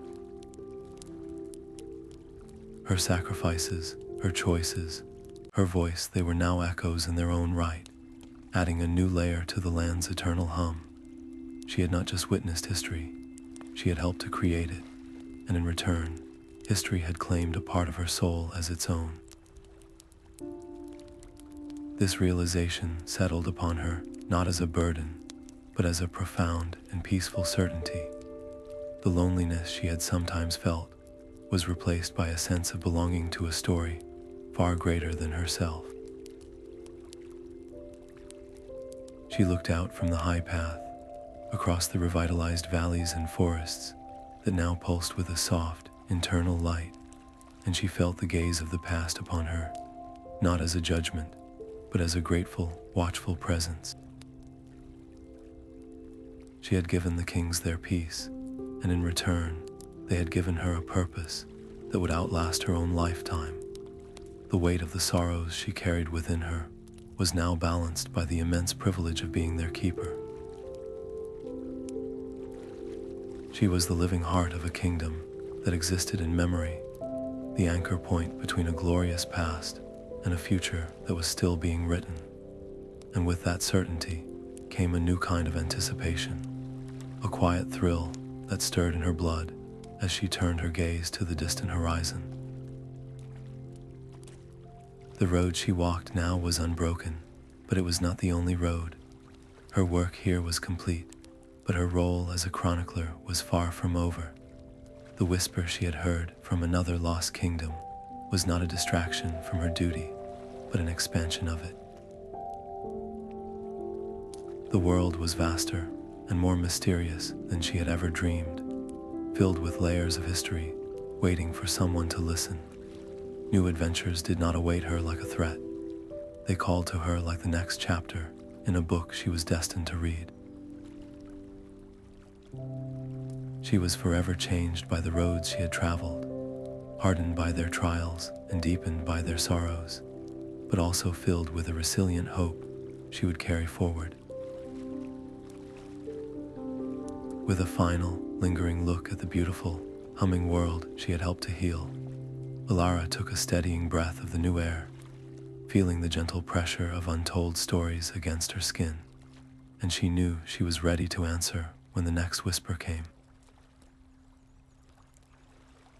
The ghost roads blazed like rivers of captured sunlight, a brilliant, interconnected web of memory that spanned the entire spectral landscape. From every corner of the lost kingdom, the kings answered Alara's song. They did not walk or float, they simply were, their forms materializing in a great circle around the heart of the ruins, each monarch a pillar of distinct, shimmering light. The sorrowful king from Anuminas stood tall, his personal grief now integrated into a tapestry of shared loss. The stern knights from the bridge stood shoulder to shoulder with the phantom beast of the woods, their individual purposes united into a single, defiant front. They were no longer isolated echoes, they were a chorus, and their combined presence generated a pressure that made the very air crackle with potential. At the center of this gathering, the crown fragment in Kale's hand and the other unseen pieces scattered among the monarchs began to resonate, humming with a frequency that vibrated in their bones. Thorndeer stepped forward, his form now radiating a calm, kingly authority, no longer the prisoner of his guilt, but the focal point of this immense energy. He extended his hands, palms up, in a gesture of acceptance. One by one, the kings did the same. From each of them, a shard of brilliant platinum light tore, free from their essence. A piece of their sovereignty, their promise, their very identity, and shot toward the center of the circle.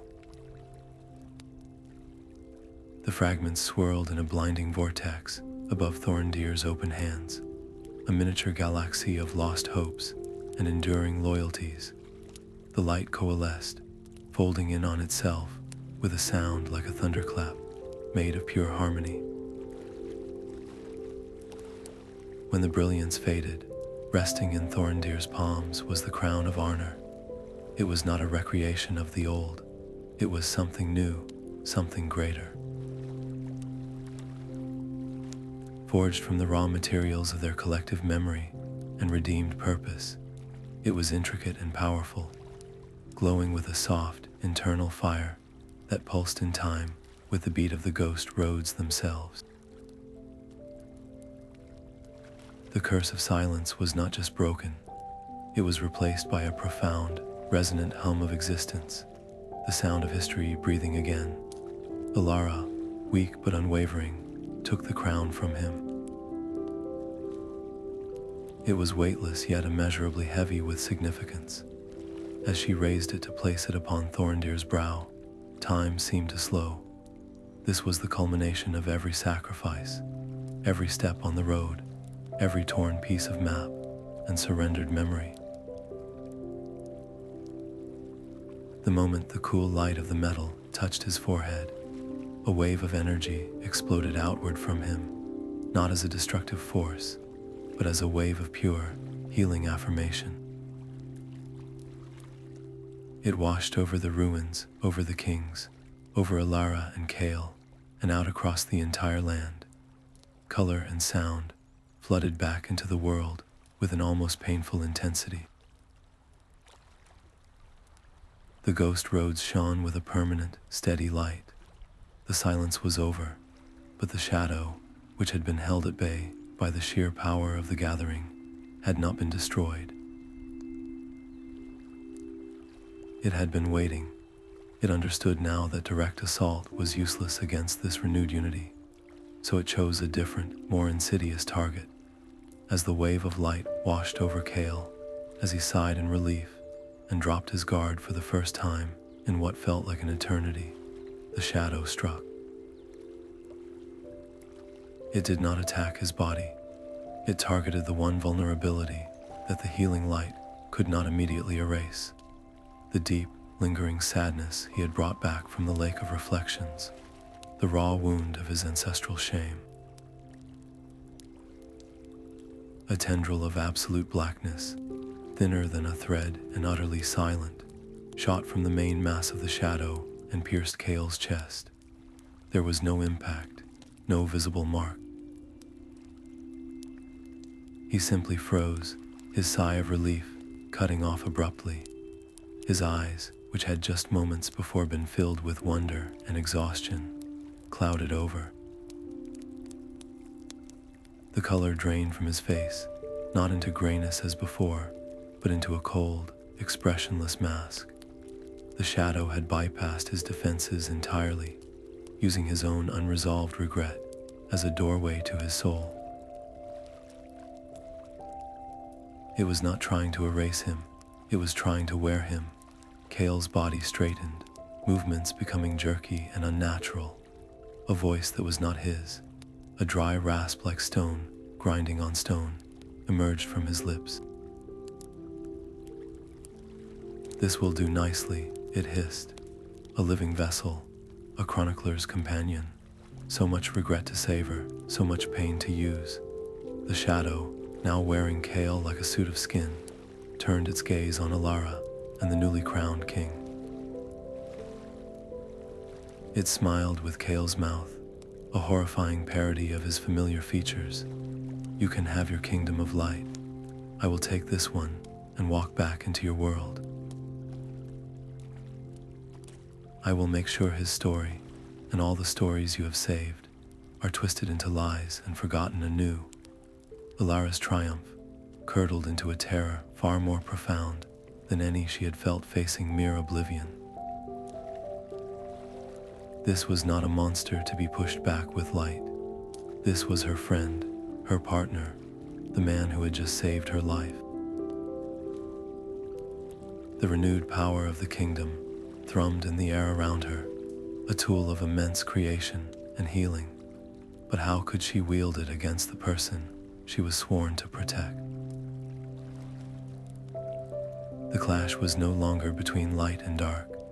It was between her duty to the past and her love for the present, and the fate of both worlds now hung on the impossible choice she was forced to make. The thing wearing Kale's face took a step forward, and the voice that rasped from his throat was a sound that should never have come from a human being. "Destroy me," it taunted, the words dripping with a vile, ancient malice. "Use the light of your precious crown. It will burn this vessel out like a candle, and you will be the one who finally kills him." A fitting end for the chronicler, to save a kingdom of ghosts by murdering her only living friend. It spread Kale's arms wide in a grotesque parody of welcome. "Or let me walk free. I will wear his skin back into your world. I will whisper his memories to dust and make sure every story you have fought for is twisted into a lie and forgotten." "You have your victory, little scribe. Now choose its price." Alara stood frozen, the immense power of the reunited kingdom thrumming in the air around her, a tool of creation she had no idea how to wield for destruction. To fight was to risk Kale's soul. To do nothing was to condemn the entire world. The crowned kings watched, their luminous forms radiating a profound, sorrowful understanding. They knew the shape of this dilemma, for it was the same one that had birthed this horror in the first place. In that suspended moment of utter helplessness, a final, devastating piece of the puzzle clicked into place in Alara's mind. She looked past the shadow, past the stolen face of her friend, and saw the truth. This was not some external monster that had invaded their world. The shadow had no name, no history of its own. It was a symptom, a manifestation. It was the physical form of the king's own unresolved guilt and the world's collective forgetting. All the anguish, the shame, and the silence they had refused to face, given sentience and hunger.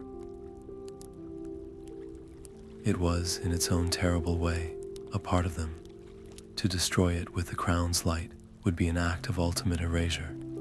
It would be like cutting out a cancer, but in doing so, removing the very organ that held the memory of the pain. The king's memories, their experiences, even their failures, the entire raw, painful truth of Arnor, would be sanitized and lost forever. They would become placid, peaceful ghosts, but they would no longer be them. Their story would be hollow. She would have saved the kingdom by performing the same act of forgetting she had sworn to fight. The shadow, sensing her hesitation, pressed its advantage. It took another step, Kale's body moving with a liquid, wrong grace. What is one life against a legend? What is one man against 1,000 kings?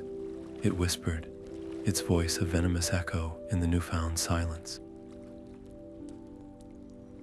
You are a chronicler.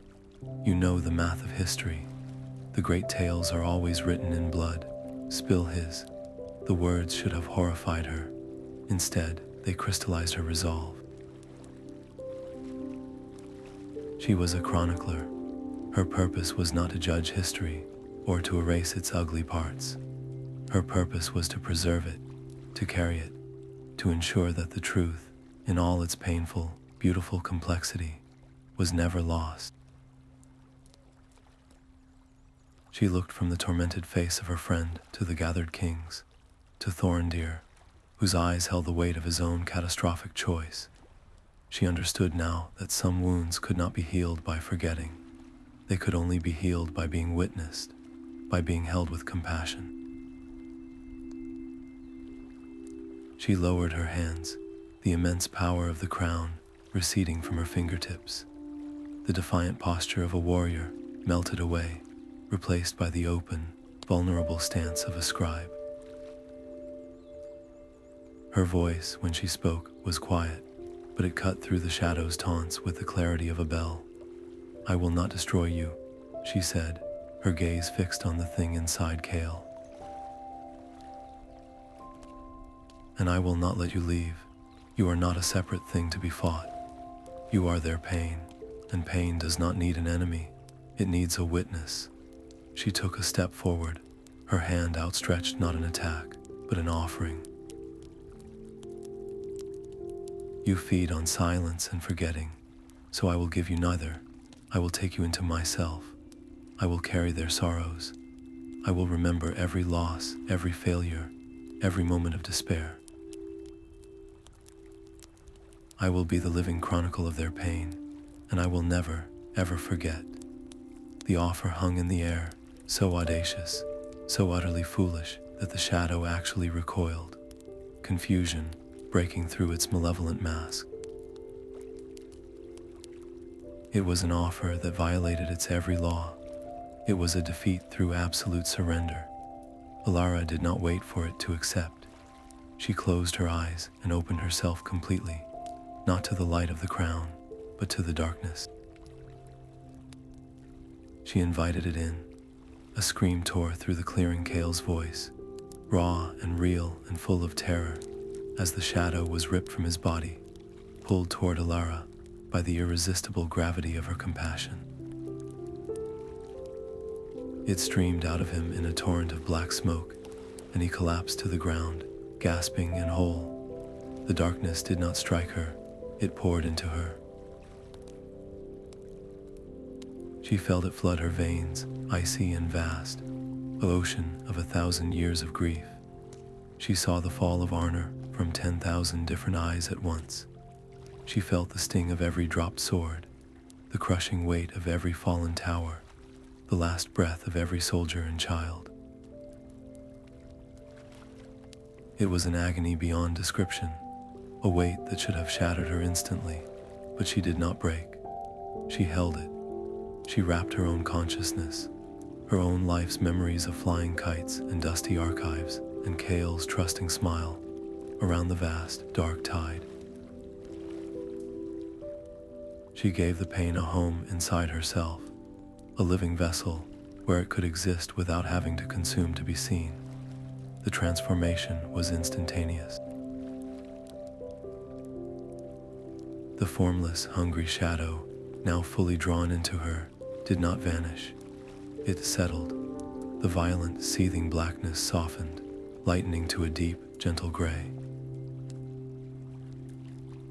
It seeped out of her pores not as a weapon, but as a soft, swirling mist that coiled around her ankles and drifted peacefully through the ruins. The oppressive, silent hunger was gone. In its place was a quiet, profound melancholy, a respectful sorrow that seemed to honor the pain it represented rather than exploit it. The shadow was gone. In its place was memory itself, gentle and enduring. On the ground, Kale stirred, pushing himself up on his elbows, his eyes clear and his own again, fixed on Alara in awe and horror. The kings watched, and as one, they went to a knee, bowing their heads not to a queen, but to a chronicler. They were free. Their guilt was not erased, but it was no longer a chain.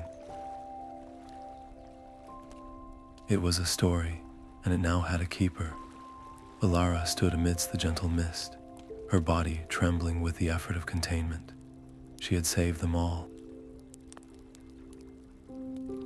But as she met Kale's eyes, she knew the personal cost was absolute. The joyous memory of her grandfather was gone, given to the river. The spectral map was gone, consumed by the storm. And now, her own inner peace was gone, replaced by a permanent, echoing symphony of a kingdom's anguish. She had broken the curse of silence, but she had done it by making herself its living, breathing anchor. She would remember their pain, so they could finally rest, and the weight of that promise would be her constant companion for the rest of her days.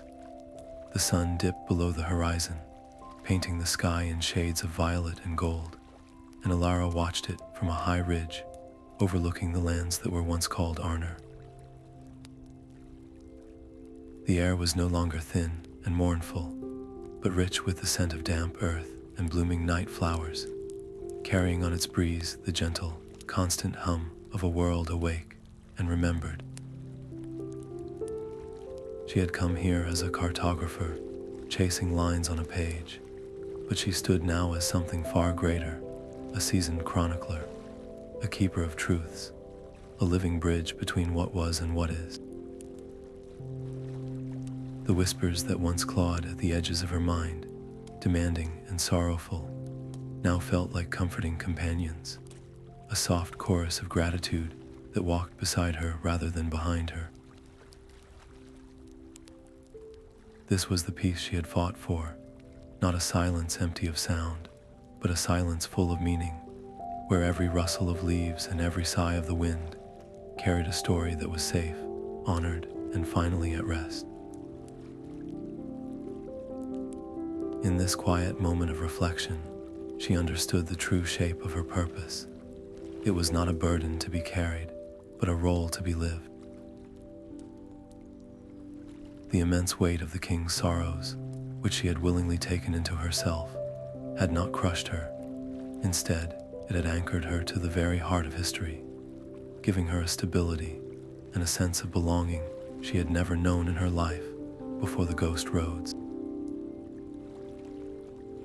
She had found a home not in a place, but in a story, and in doing so, she had found a profound and unshakable peace.